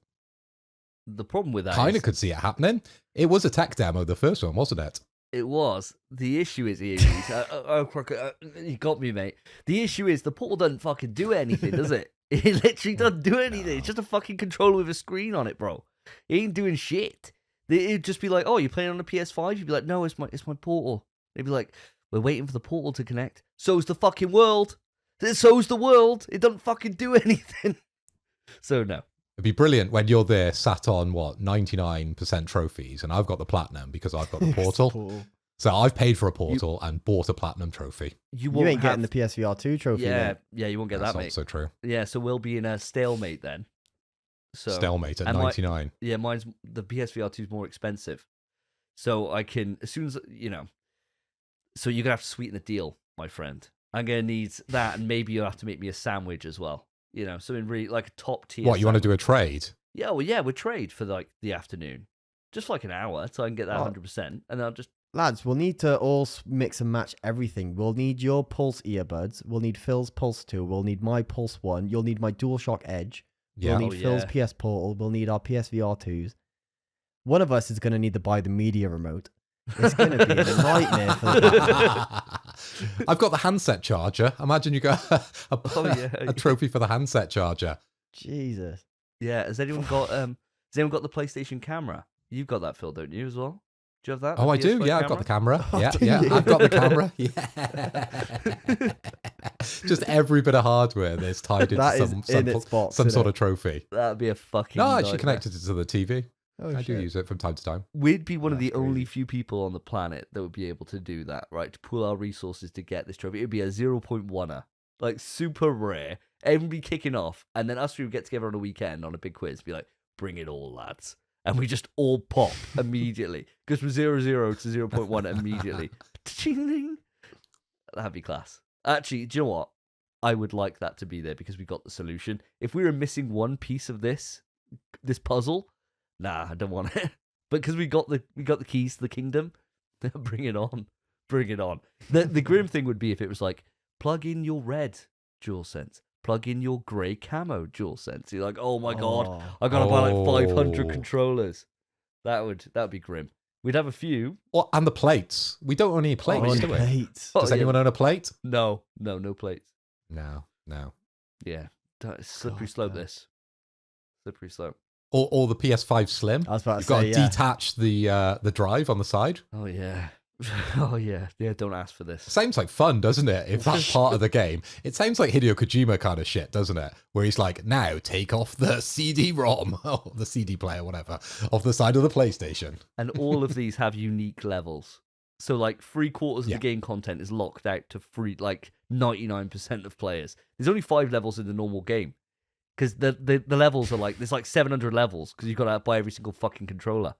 Yeah, wild. Spence, I think we're supposed to come around to you. Is this a cert for you as well, my friend? You thinking Team Asobi? Definite. I mean, Team Asobi, my boys. I'm not sure if it's a cert because I felt like it was a cert ages ago, and it hasn't been. So I would say it is, but who bloody knows? But I would like, if I had the choice between a PSVR 2 or a flat, I would definitely prefer a flat. Even though I'd love a cute little Astros game for my PSVR 2. I just loved Astros on midnight launch. Sure, this new one wouldn't have the same feeling, but it's so fun and it deserves, like, it plays so well that it could actually have an entire, like, 10-hour game dedicated to it. And I think it would be amazing. I think it'd be so much fun. But then, like you said, chuck in the PSVR 2 mode as well. Beautiful. That's exactly what I want. If I could get the best of both worlds, hell yeah, I'd love that. I will agree with you that it's a cert, but I'm hesitant just because it should have been a cert months ago. So I don't know why we haven't seen it yet. So yeah, I'll just agree with you boys. Definitely coming. Nice. So most of Lurian's list is standing up here as I thought it would do. And the next one, I think we're definitely all going to be in agreement on this. We might be able to skim through this one very quick. Sucker Punch. Of course, that would be Ghost of Tsushima 2. Yes. It's going to be there. Just a yes. Yeah. Yeah. About time. Yeah. And as we all agree, it definitely isn't going to be there. Oh, God, that'd be so disappointing, wouldn't it? If it's not even like tease, you know? Not even anything. Not even like a Jin Gazore. And he's like turns. Dun, dun, dun, dun, dun. Nothing, right? Literally nothing. I'd be like, oh, fuck me. Like, all they have to do is just literally have a sword dug into some ground. And then be like, and have like the petals come past and the fox run up. And be like, let's fucking go. But you'd have to do nothing really to get everyone like totally frothing at the gash. But, you know, cert. absolute cert. But as Phil says, that means generally it's not happening. And the last one, oh, baby, this would be the dream. Blue Point. Spence, I'm going to come to you first. What do you think? Do you reckon now's the time at this showcase that we could see the next project from Blue Point, as their last thing was the launch title of Demon's Souls? When you word it like that, I kind of want to say yes, but I'm going to say not a fucking chance. I think there's no way we see anything from Blue Point at this event, if this event even happens. But if we do see something, Bloodborne? There's no way. I don't think we see anything. If not, the only thing I could maybe expect to seeing is another release of Shadow of the Colossus. If it's not that, I have no idea what it would even be. So I think not a chance we see them. I honestly, not a chance, and I don't want to see them. Not yet. I want them to cook up something special. I don't want it, bro. I don't want to see it. We got too much shit at the moment. If Blue Point come in swinging their big dick about as well, bro, where's your time? You don't have time for Blue Point. Just because we're seeing it doesn't mean it comes out in 2024, bro. I'm thinking that whatever they release is going to be a 2025 release. I'd put money on that, which obviously generally means it's wrong, but I would put money on that. I'd lose that money frame one. But I think that if they did show something, it would be something to look forward to, because right now at this moment, we don't know anything now. There's nothing left. Apart from Wolverine. okay. Oh yeah, Wolverine. Okay. And the FPS games, and that's it. So like Concord and Fair Games and that. That's it, bro. Nothing. We know nothing for 2025. Xbox have known about 2027 for about fucking 5-7 years. That's all they talk about is next year's going to be great. Next year's going to be great. Whereas we don't have a fucking clue now. We've been spoiled because we've had everything up until fucking like April. It was like bang, bang, bang, bang, bang, bang. A year's worth of content in the first 4 months. And now it's like, right, well, fuck, we got to catch up on everything now. So I really hope there is nothing else this year, right? Like that would be the fucking dream come true for me. And they're all 2025s. But I wouldn't put it in your mind that whatever you see here is out this year. Yeah, that's fair enough. I'd like to see them, but I still don't think we're going to. I really don't think we will. I don't think we're going to see Blue Point for a while, even if it's just to tease something they're working on. If we do see them, I'll pop off. I'll jizz in my pants. But will it happen? I doubt it. Fair. What about yourself, Mr. Hoy? You know nothing, Jon Snow, and we still know nothing about Blue Point, do we? But what I would really like for them, because they're so... Every time we mention them, we always talk about Blue Point and we talk about Bloodborne, don't we? That's always the assumption that that's what they're going to be doing. And you see it across Twitter. It isn't just us going down that narrative and trying to weave that into our search terms to try and get a few more listeners. Wouldn't it be great if they just bait and switched? They just come out and all you see is the feather in his hat or whatever the weapon that he uses, or just like you think you see it and it comes out and it's something completely different and they just blow you away. That would be absolutely amazing, because it would just wind everybody up, because they know that we're expecting something from them and they know we're expecting Bloodborne from them. Wouldn't it be great if they come out with something completely different? That's what I would like to see. So what you're basically saying to me is that it's just like the trailer starts and it's like, welcome Hunter. And like, it's all like, the moon comes up, right? And you see the hat and then all you hear is, ooh-hoo-ha! And it's fucking Ape Escape, bro. And he's wearing the fucking hat. Would you be happy with that? I'd be like... That would be brilliant. I'd be livid. I'd burn it all down, bro. I'd burn it down. I'd be so angry, dude. Oh my God. And especially to be Ape Escape as well. That would be class. Oh my God. I'd be so angry. I'd really like Ape Escape, but I would cry. I'd be in bed crying. It would break the internet, wouldn't it? It would. It really would. It would. I feel like that term is overused, but that would literally break the internet, and I would love it. Oh, mate. I just want to see the world burn, and I think they've got that power. Sony stock just straight down in the fucking gutter, like immediately, dude. Yeah, no. So, are you thinking that they are going to be there then, Phil? But just not showing like Bloodborne? It's just going to be a bait and switcher. I just think I would like to see what they're up to, and I'm hoping that it's not what we're expecting, because I'm not a Bloodborne fan. I would like something for me. I'm being very selfish here. Fair enough. For me, Blue Point, I think, is the big question mark. And I kind of agree with Spence. I don't think they will be there.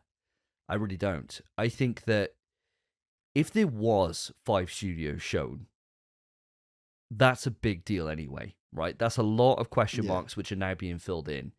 You need to save a big hitter. And I think Blue Point, at this point, have like an unbroken track record. They've worked on so many great remasters of games. They did the Metal Gear Solid collection. They did fucking Ico and Shadow of the Colossus. They did all the Jak and Daxter ones. They did the Uncharted. They've done so many fucking great remasters and like re-envisions of games. Whatever they do next is going to be a big deal, right? It's going to be really big. Save it. Just save it. There's going to be something towards the end of the year anyway, you know, like to compete with the likes of the Game Awards and things like that. We always get something around about the end of the year. That's when you come out with that. Personally, I think so. I honestly, I'm in the weird line with this though, that I'm kind of the same as Phil. I really don't care what they do. I don't need it to be Bloodborne, and I would actually love it if they went out and they did a new IP. I would love it so much. I think they've got all the skill there to be able to do it, and instead of re-envisioning everybody else's work and making it better than it's ever been, they could just make something of their own. And I think they've got all the talent there to do it. It's kind of a bit of a shame in a way, because they are known as that studio that just makes games fucking great, right?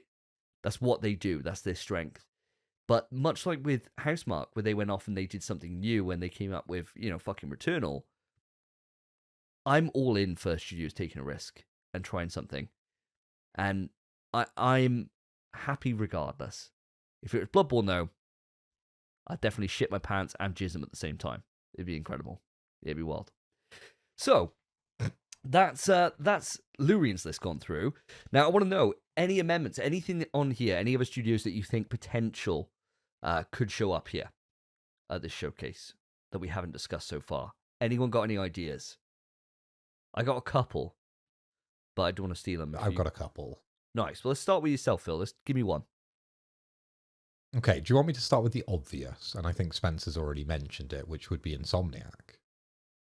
I would like to see something from Wolverine. We've seen the CG trailer, and then we've seen some leaks of some supposed gameplay, if we're to assume it's the same game, which we are. I would like to see that, but just in full color. You know, I would like to see what they've been working on. I want a small update from Insomniac. I don't want anything major. I don't want any Spider-Man-esque spoilers and ruin half the game like they did with Spider-Man 2. Probably one of the best set pieces. They spoiled at one of these things, didn't they? When he was flying through with Miles after the lizard. Yeah, I don't want that. I just want a short snippet of some gameplay from Wolverine. Wow, fair. And you think there's potential that will come up in the next showcase? Hey, fingers crossed. I'm hoping. Fuck, I think that's a brave hope. I wouldn't put my money on that. No way. Which means it's probably there. As we keep on saying. But I would love to see it. Of course I would. I think that's one that you sit on for another showcase later in the year, personally. I think so. What about yourself, Spence? Oh, mine's a lot safer than that. I think Naughty Dog, Last of Us 3. Oh, fuck that. Jesus, this is going even wilder. This is fucking stupid now at this point. Yeah, go on. Give me a rationale. Just because, I mean, Factions got sacked off in it, so I think they're just going to take the stuff from Factions, put it into Part 3, which obviously they've just done Part 1 and Part 2. They have all the assets already done. I'm sure the story was done years ago. All they got to do is pop up a CG trailer or just the words Last of Us 3 with a little guitar tune and bang, that's it. Oh, so you want like a is in development? Like one of those ones, like they did for Metroid Prime. You want like one of those things rather than anything substantial, yeah?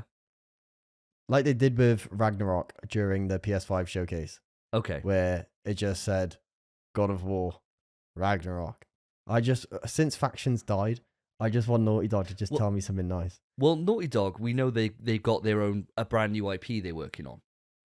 So I think you're more likely to see that rather than Last of Us 3, seeing as it was only like, 3 episodes ago that we read out the news that they've only just started drafting the story for Last of Us 3, so it's fucking miles off. So they haven't even like remotely written it yet, bro. So It's coming. outside of them doing like some bullshit ass trailer like they did for like Bethesda did for Elder Scrolls with like Elder Scrolls 6, and it's like it's been like fucking 15 years, bro. It's just like Yeah, it's been so long. it's like, unless they did that, which fair, I guess. I mean, they can, but I don't know if I'd like it. I think that's wild. I think you got way more chance of seeing Wolverine here. So I got two. I got two for you guys. But I'll give you one just in case anyone's got any others. And this one, we're not going to enjoy, I imagine, but I think it is around about the time. Media Molecule have done nothing for a long time. Let me check when Dreams came out, right? Because I certainly don't remember. Right, before you check when it came out, also check how long it was in development for. Yeah, it was in development for a long time. So the release date trailer came out in 2019. Dreams release date, PS4. 2020 was its full release. So it's been 4 years. 2020. I think it's around about time that we see what they're up to. And I think that I can't imagine that it would be ready to go because they do take forever. And they've just had big layoffs, haven't they? But I can see them. You're talking yourself out of this now. Quickly as well. He's very quickly talking himself out of it. No. I think that it's about time we see what they're up to. And I think that they're going to come out with some bullshit ass little fucking thing that we're going to be really angry about. Where they take, you'll have like all these great games that are shown in their 5 minutes pop, quick. And then they'll be like, and now introducing Media Molecule. And I'd get on the stage, sauntering up, and I'd be like, so guys, you love to make a dream. Well, now we're not making a dream. Now we're making Clayman. And it's like, oh, brilliant. Great. Oh, we're back to the pottery simulator. Here we go. And it's just whatever the new project is. And they're like, we're working hard on it every single day. We'll be back soon with more information. See you later. And then us lot would be like, what the fuck was that Media Molecule presentation all about? But they'll have shown their head. I can see that being a reality. Have they got Potato Chief working from now? He's joined them. He's steering the ship. He's joined Media Molecule. Yeah, he's steering the ship now over there. He's going to be like, right, can't have any female leads. I hate Abby. I can't have any like emotion in this game at all. Can't be third person. No, can't be Hates third person games. action game. Yeah, can't do that. No. Yeah. It's like, do you know what people love? Nothing lads? scary, no blood. Yeah, no blood, nothing like that. Pottery's great, innit? I used to watch Ghost the other day. That was class with Patrick Swayze. Let's put him in there. Let's make Ghost Pottery Simulator VR. That'd be class. And you can make it exclusive on the PS Portal. Yeah, whatever. But I imagine that Media Molecule are gonna show up soon. Strange dig. Just throw it back right, mate. I can see them being there. Anyone got any thoughts on if it's about time that we see something from them? I mean, I suppose so, but all I want to see is, what's the name? Hiroki Totoki, the new CEO, just walk out and be like, yeah, we shut him down. And that is That's all I the want to news. see. That's the news. That's what, if we hear from Media Molecule, I want to hear that the studio's closed. And all those people are just being moved elsewhere.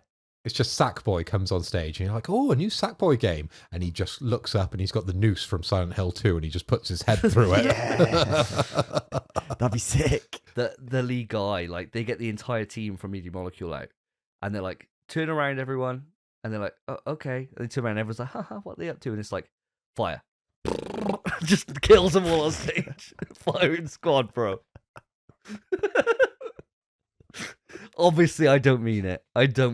Please, anyone who's first ever listened to the show, I don't want them dead. I do.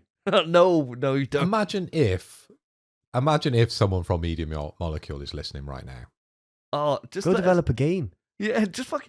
If you are, use this as an intervention. We were fucking so far up your ass back in Little Big Planet 2 times, and now to see the studio go to this, do better. Just do better. And you should have released Dreams on PC, you fucking hack. Like, what the fuck is wrong with you? Like, fucking hell. They'll do university dissertations about how you fumble the fucking bag like that. It's just unreal. But anyway, okay, Media Molecule off the table. Anyone else got any others? I got one more. I've got one, maybe two, but I'm thinking there's going to be some crossover between what we're picking. But we talked about it earlier. Let's see something from Guerrilla with Horizon. If we're talking about having a remake, a remaster of the original Zero Dawn, why not show it at this next showcase? I've heard that I think it's been taken off the store, hasn't it, or taken off the free offering that we get with PlayStation. And now this is the perfect time to get everyone to reinvest and buy it again because you haven't got it for free anymore. I think it's a great shout. Yeah, I think it's a great shout. It's always an interesting thing with Guerrilla because obviously my heart will always want Killzone, right? And so whenever I see that logo, I'm gonna immediately think, oh my god, Horizon's only just come out. It's got to be Killzone. It's going to be Killzone, and then it'll be Zero Dawn. But you are right. With the Smoke This Fire, and they have removed it from the service. Generally speaking, there's something going on with that. They did that with Spidey, didn't they? When Spider-Man Remastered was coming out, I can see it. I think it's a wise one to pick. Time for a cash in for sure. Yeah, and I'd buy it. I would. Fuck. I don't know. Depends how good it looks. Depends how good it looks. It's a great game. It's a really good game, that one. Really good game. Yeah. What about yourself, Spence? Any thoughts on that at all? Or any others that you bring to the table? I don't think I have any others, but as for Guerrilla, I think it makes sense. We've been hearing these rumors about the remake for a long time, or the re-release, or whatever it's going to be. It makes sense, especially with the recent news. So, yeah, I think that's more guaranteed than Blue Point. And I think that's probably quite common knowledge at this point. So I like it being a mystery, mate. I won't say this to anyone else showing up. All right. Well, I think there's one more. And I think it's a very real possibility. We kind of mentioned them offhand earlier, but I think it's Haven, and they're going to bring Fair Games. I think it's something that we saw the initial trailer, same kind of release window as Concord and Marathon. It seems around about the right time to be able to see what that is. The only thing will be is that if it's too similar to Concord or anything else, in it being, a kind of fucking live service shooter game, maybe they decide to hold it and they do it at like a blog post or something like that, or a little state of play. But I could see it being there. It would make sense to be able to show your hand for the live service push that is still going on. So yeah, I think that's a safe bet. But that's it. I'm totally out of ideas after that. Anything after that, I'll be clutching at straws. So my final choice would be Studio Bend. So I've heard they're working on a new IP that builds upon the open world system introduced within Days Gone. So I just want to see what they're up to next. They've built the system. Everyone knows the game. They're part of the Sony family. So let's see what they're doing next. Oh, do you know what, dude? I would fucking pop off to see Ben's next thing. I would love it so much.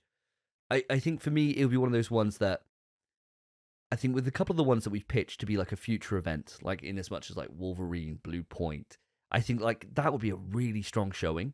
If you've got then like a second trailer for Ghost, you've got then a new update from Bend, you've got, all like you don't want to put everything out like in one, do you? And like over flood it because then everything gets washed over and people don't. So you've got to kind of seed these things. But you're right. It seems around the time that we should know what Bend are up to.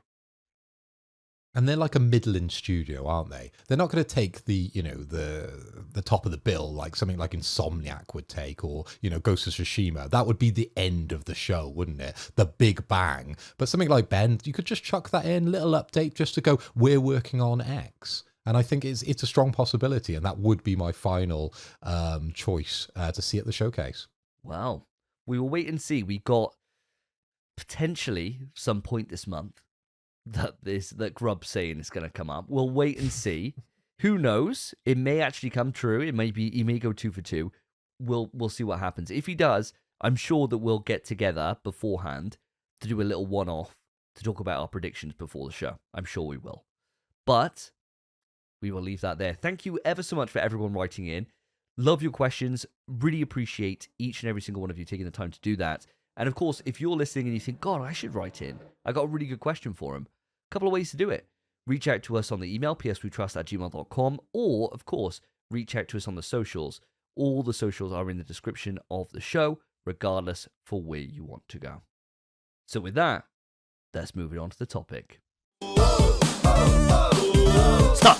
Topic time! Ladies, lads, listeners, that is right. We have made it to the topic, the final segment of the show. And we have a juicer. I'm sure all of you listeners have probably already heard about this over on Twitter or Facebook or wherever you read about gaming arguments. But this is a big one. So here it goes. Helldivers 2 and other PlayStation games on PC will soon require a PlayStation account to be tied to their Steam account. This is a mandatory change starting May 30th, which will heavily impact PC players. Helldivers 2 has since seen a massive spike in negative reviews amidst players threatening to attempt to refund the game because of it. Now, this is very similar to stuff we've seen in the past. Uplay, Origin, Battle.net. Say like you'd buy Rainbow Six Siege on Steam, go to boot it, it would open up Uplay, and you'd have to have a Uplay account to then play Siege. You wouldn't actually be opening it through Steam, you'd be opening it through something else. This isn't the same, but a lot of people seem to be worried as if it is. This is basically, we discussed it last episode, it's just people are kicking off about it now. It's the shift tab screen that you get on Steam. There's just going to be a PlayStation 1, and you're going to have to be logged in. The thing people don't like is that, for one, this wasn't required at launch. It's something they're just forcing on Helldivers players now. People aren't happy about that. And PSN isn't available in all countries. So some Helldivers players won't be able to create a PSN account. Granted, they could just lie and say they're from somewhere else, which everyone's been doing for their accounts for the last 20 years.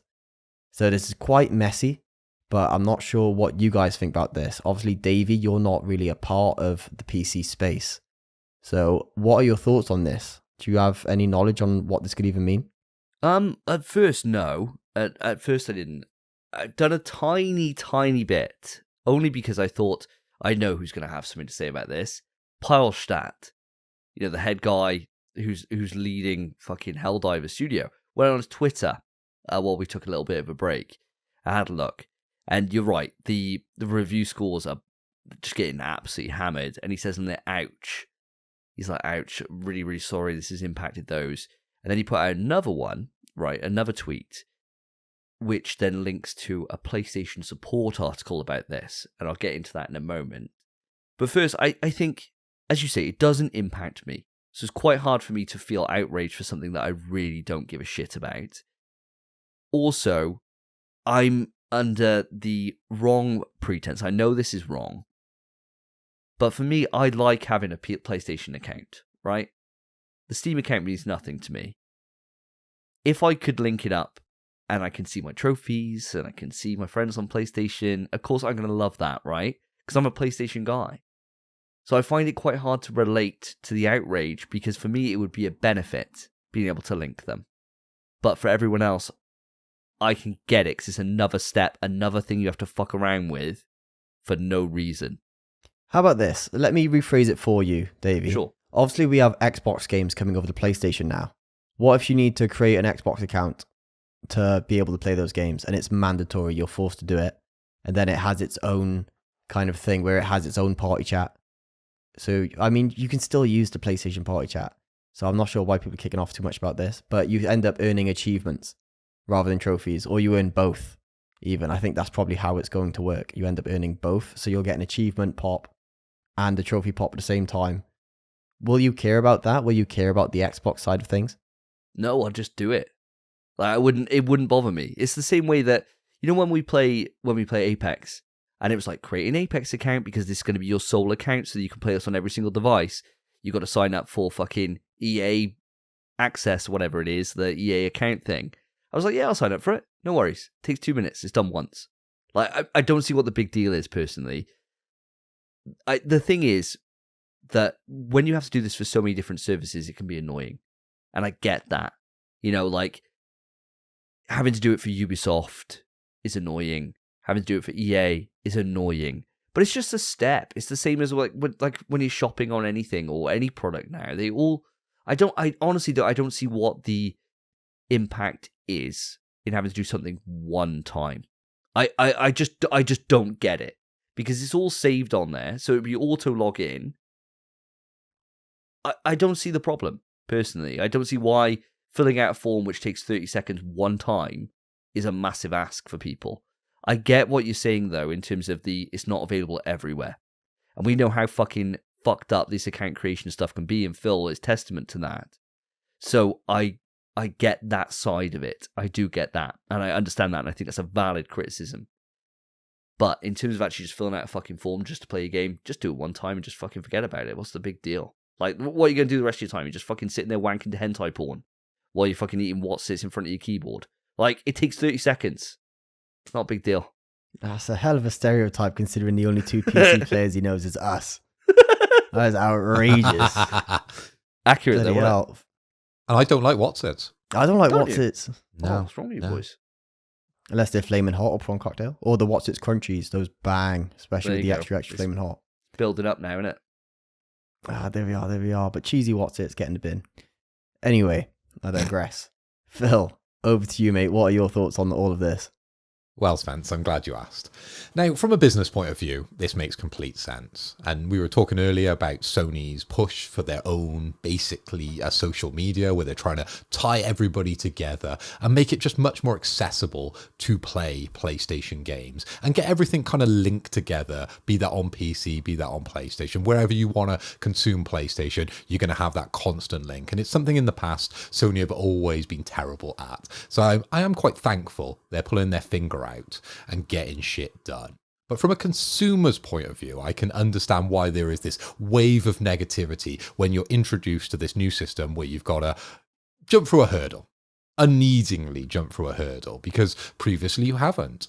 Now, I feel like they've dropped the ball with this one around Helldivers. Now, I don't think they expected Helldivers to be as popular as maybe it is, and that's maybe why they delayed this rollout. But what the wise thing would have been to do is have this on day one with Helldivers. So they've messed up in that respect. But as I said, I don't think they expected Helldivers to pop as big as it actually has.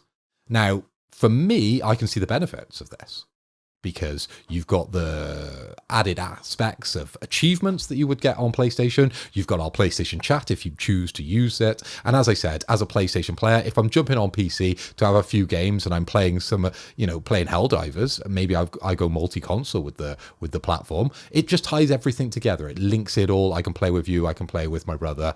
Wherever I am, I'm tied into that ecosystem. But as a PC player at heart and a purist PC player, yeah, it's so annoying, and I can understand why they're basically rioting.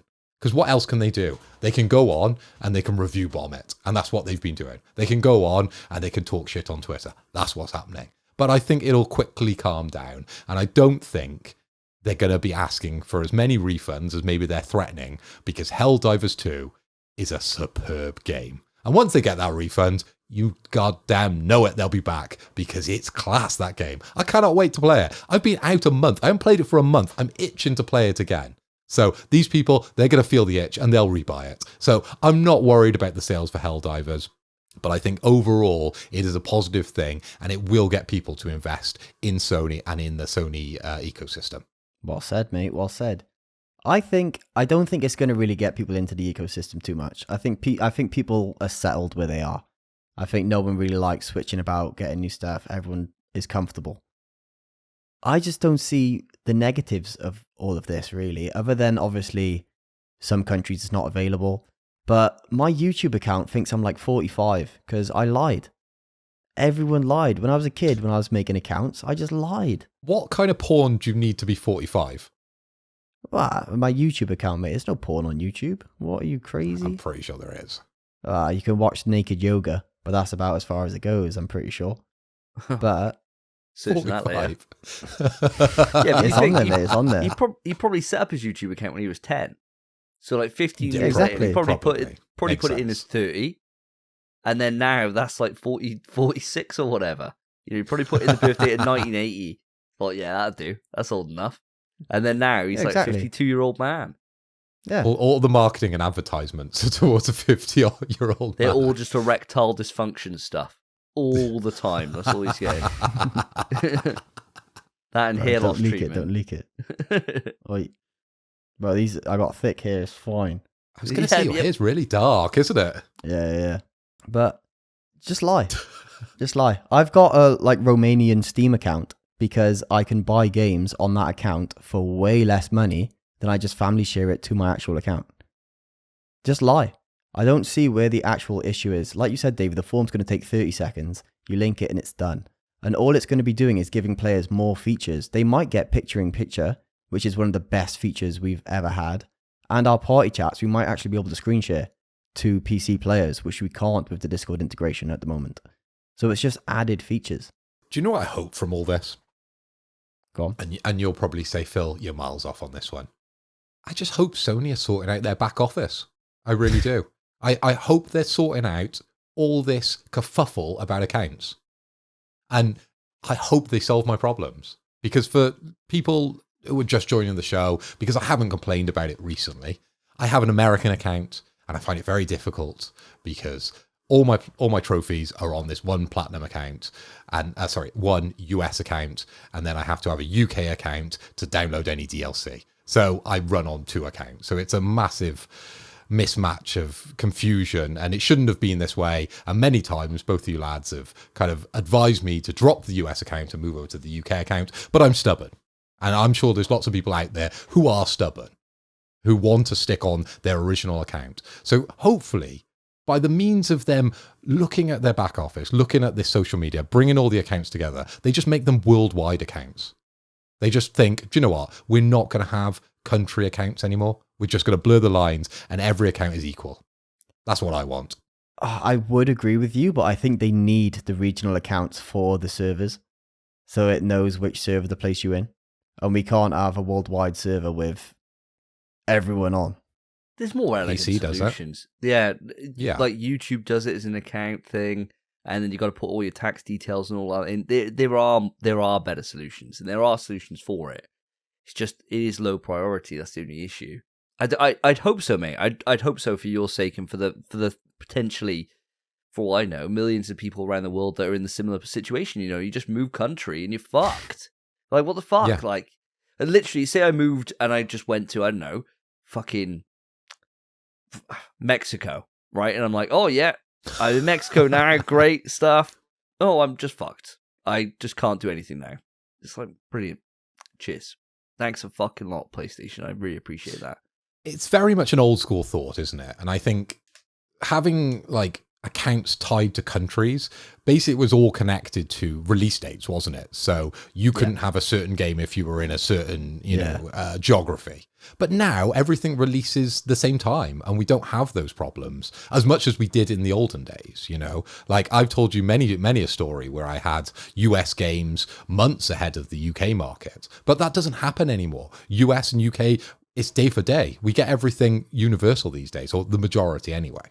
No, you're exactly right, and it doesn't make sense. And it is antiquated, but I do have a little bit of extra source that if you guys want to know about this. So as I said, Parstat tweeted out, and he said about if you want to know anything about this, look on the support pages. The problem is there's a bit of misinformation here on one of these. We don't know which one. So on Sony's one, for all about this topic, frequently asked questions. Do I have to sign into PSN to play a PlayStation game on PC? Signing into PSN is optional when playing a PlayStation game on PC. That's from Sony. On Steam, for the Helldivers page, it says, as of May 6th, all new Helldivers 2 players on Steam will be required to connect their Steam account to a PlayStation Network account. Current players on Steam will start to see the mandatory login from May 30th, and will be required to have linked a Steam and PlayStation Network account by June 4th. PlayStation Network accounts are free and easy to set up using this link. This is where the problem is. One of them is wrong. I imagine it's the Steam page out of the two. Because if Sony's setting the rule and they're saying it's this, and it's in an FAQ that it's optional, that's black and white the rule. Steam are then interpreting that for each individual game and their thing. So I can see where things could get crossed here. But if the rule is from PlayStation, it's a PlayStation account, they're telling you about linking it, they're saying it's an optional thing, I'm going to put my bread in their basket. If it was Steam that were mandating this, and then Sony were reading the rules, I would trust the Steam. But it's not. It's PlayStation to Steam. So I would stick to that. But all I would say is, for those who are listening to this episode by the time it goes out, this will be cleared up. I can fucking guarantee you this will all be cleared up. And we'll know which one of these sides has shit the bed, because one of them has. But yeah, I'm thinking that Sony are in the right with this, and as soon as they fucking set the rule, it makes sense. There's a lot of money on the table here, so obviously it'll get sorted very, very swiftly. Yeah. I think there'll be an official announcement, which will be gospel, and that's what everyone will have to do. It'll be clarified because, as you said, there is confusion depending on where you're looking at this argument from, and I'm sure we've even muddied the water after our arguments, okay? Because if Sony are saying one thing, Steam are saying another. Why, like, in my opinion, why doesn't the guy from Helldivers just come out and just clarify it? Because ultimately, he's losing the most out of this. Well, he did. So he came out and he said, look at this support page. And then, you know what it's like. Yeah, but that's ambiguous. That is so ambiguous. Yeah, just look at the support page. But no. He's losing big money. He linked it, and it's got the full, it all here. With the FAQ, it's not hidden. It's right there in FAQs. Do I have to sign into PSN to play a PlayStation game on PC? Optional, right? The issue is that Twitter then, with community notes, has community noted it with the Steam article showing that. So I'm going on a limb here to say that I reckon the Steam article is wrong. I reckon they've interpreted the rules as wrongly. Personally, if it's in an FAQs all about how to sign into PSN when playing a game on PC. If it's in there, that's it. Like, that's the fucking rule, lads. Like, always a PlayStation loyalist, aren't you? I do this for let's a job. Let's put a shot on it then. Let's put right. a shot on it, because I believe it's the other way. I genuinely do. I think it's more that Steam is right here. How many shots you want? Oh my god. Well, just the one, I think. Oh, we're not going crazy on this. Oh, we can. What do you think, Spence? What side of the fence are you on? Because I'm on Steam side here. I think it is, from what I've read, and I haven't read a great deal around this outside what was put in the doc, but I'm saying that they're going to make people sign up to these accounts. It makes sense to all the news we've been hearing lately. All right, we switched to speculation now, but the side I'm on, I'm actually in between you both. Because I think... Best place to be. Of course, mate. Warm. I think all the PlayStation games on PC that are single player, sure, it's optional, but Helldivers 2 is an online-only game. And I think that one will be mandatory. So I'm in the middle of both of you. I think it's going to be optional for all of the single-player titles, but any online-only games, you're going to have to do it to be on the servers. Time will tell. Phil, I will take your shot, and I will see that bet. And I'm sure that virtual handshake, I'm sure that we'll know by the next time we record, because I'm sure this will get sorted out the next couple of days. Before we end it, just one last thing. For all you listeners, if anyone is review bombing it, this isn't Arrowhead's fault. It's Sony, it's PlayStation that are implementing this, and they're forcing it on Arrowhead because it's one of their games. Don't review bomb Helldivers. It's not Arrowhead's fault at all. That's it. Well said, Spencer. Well said indeed. And with that kind of positive end, I think, you do a nice gesture of peace out to the audience. I think we bring episode 90 to a close. It's not been a blowout, but it's been an absolute juicer. And that's what we need for our episodes, don't we, boys? So, guys, it's about that time. We bring the show to a close. And what am I going to say? I'm going to say the same thing I say every goddamn time. I look at the ratings. I see them going up. Not going up very quickly, mind. We had a lot of people on the last episode talking all fucking heavy Russian at us. Talking about how the VP64 is going to be the best thing they've ever fucking seen since sliced bread. If you listen to the entire episode, put a fucking review on it, mate. I may sit here next episode and say how good the VP64 is. Who knows? If you want to see it, get us to fucking 30. That's all we need. Jesus Christ. Fucking Russians. Useless, man. Useless. Terrible. I love that some of them believed it was real. I know. So class. That's crazy. So class. And then talking, no, the West has destroyed our culture. Fuck off, mate. Let's do an English podcast. Piss off. Like, what the fuck? Put a rate. But if you are Russian and you're actually sticking around, I don't mean you. I don't mean you. It's all you. those other Russians. It's all those other Russians. civil Not you. ones. Not you. Yeah, not you. You're class. You're great, you are. Put 5-star on. But no, thank you ever so much for listening. I appreciate each and every single one of you that does. If you want to support the show, there's a couple of ways to do it. First thing, as I've said, is to put a rating on. If you're watching on the YouTube, then hi.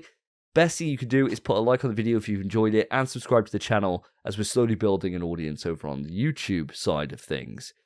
If you want to take charge of the show and write in with any questions, thoughts, concerns, whatever it is, a couple of ways to do it. You can write into the email pswetrust@gmail.com, or you can hit us up on the socials. All the socials are in the episode descriptions, or just search for us at @PSWeTrust. It's not hard to find, is it? That brings this episode to a close. I've been Davey. I've been Phil. And I've been Spencer. Take care, guys. Peace. To Russia. Mother Russia. VP, dominate all. In PS We Trust is hosted by Davey, Phil, and Spencer. You can write into the show via our email, pswetrust@gmail.com. Our Twitter is @InPSWeTrust. To find each of us online, follow our Twitters, @SSJDavey, @PhilipHoy, @SpenPie_. Thank you for listening. Take care of yourselves, take care of each other. See ya.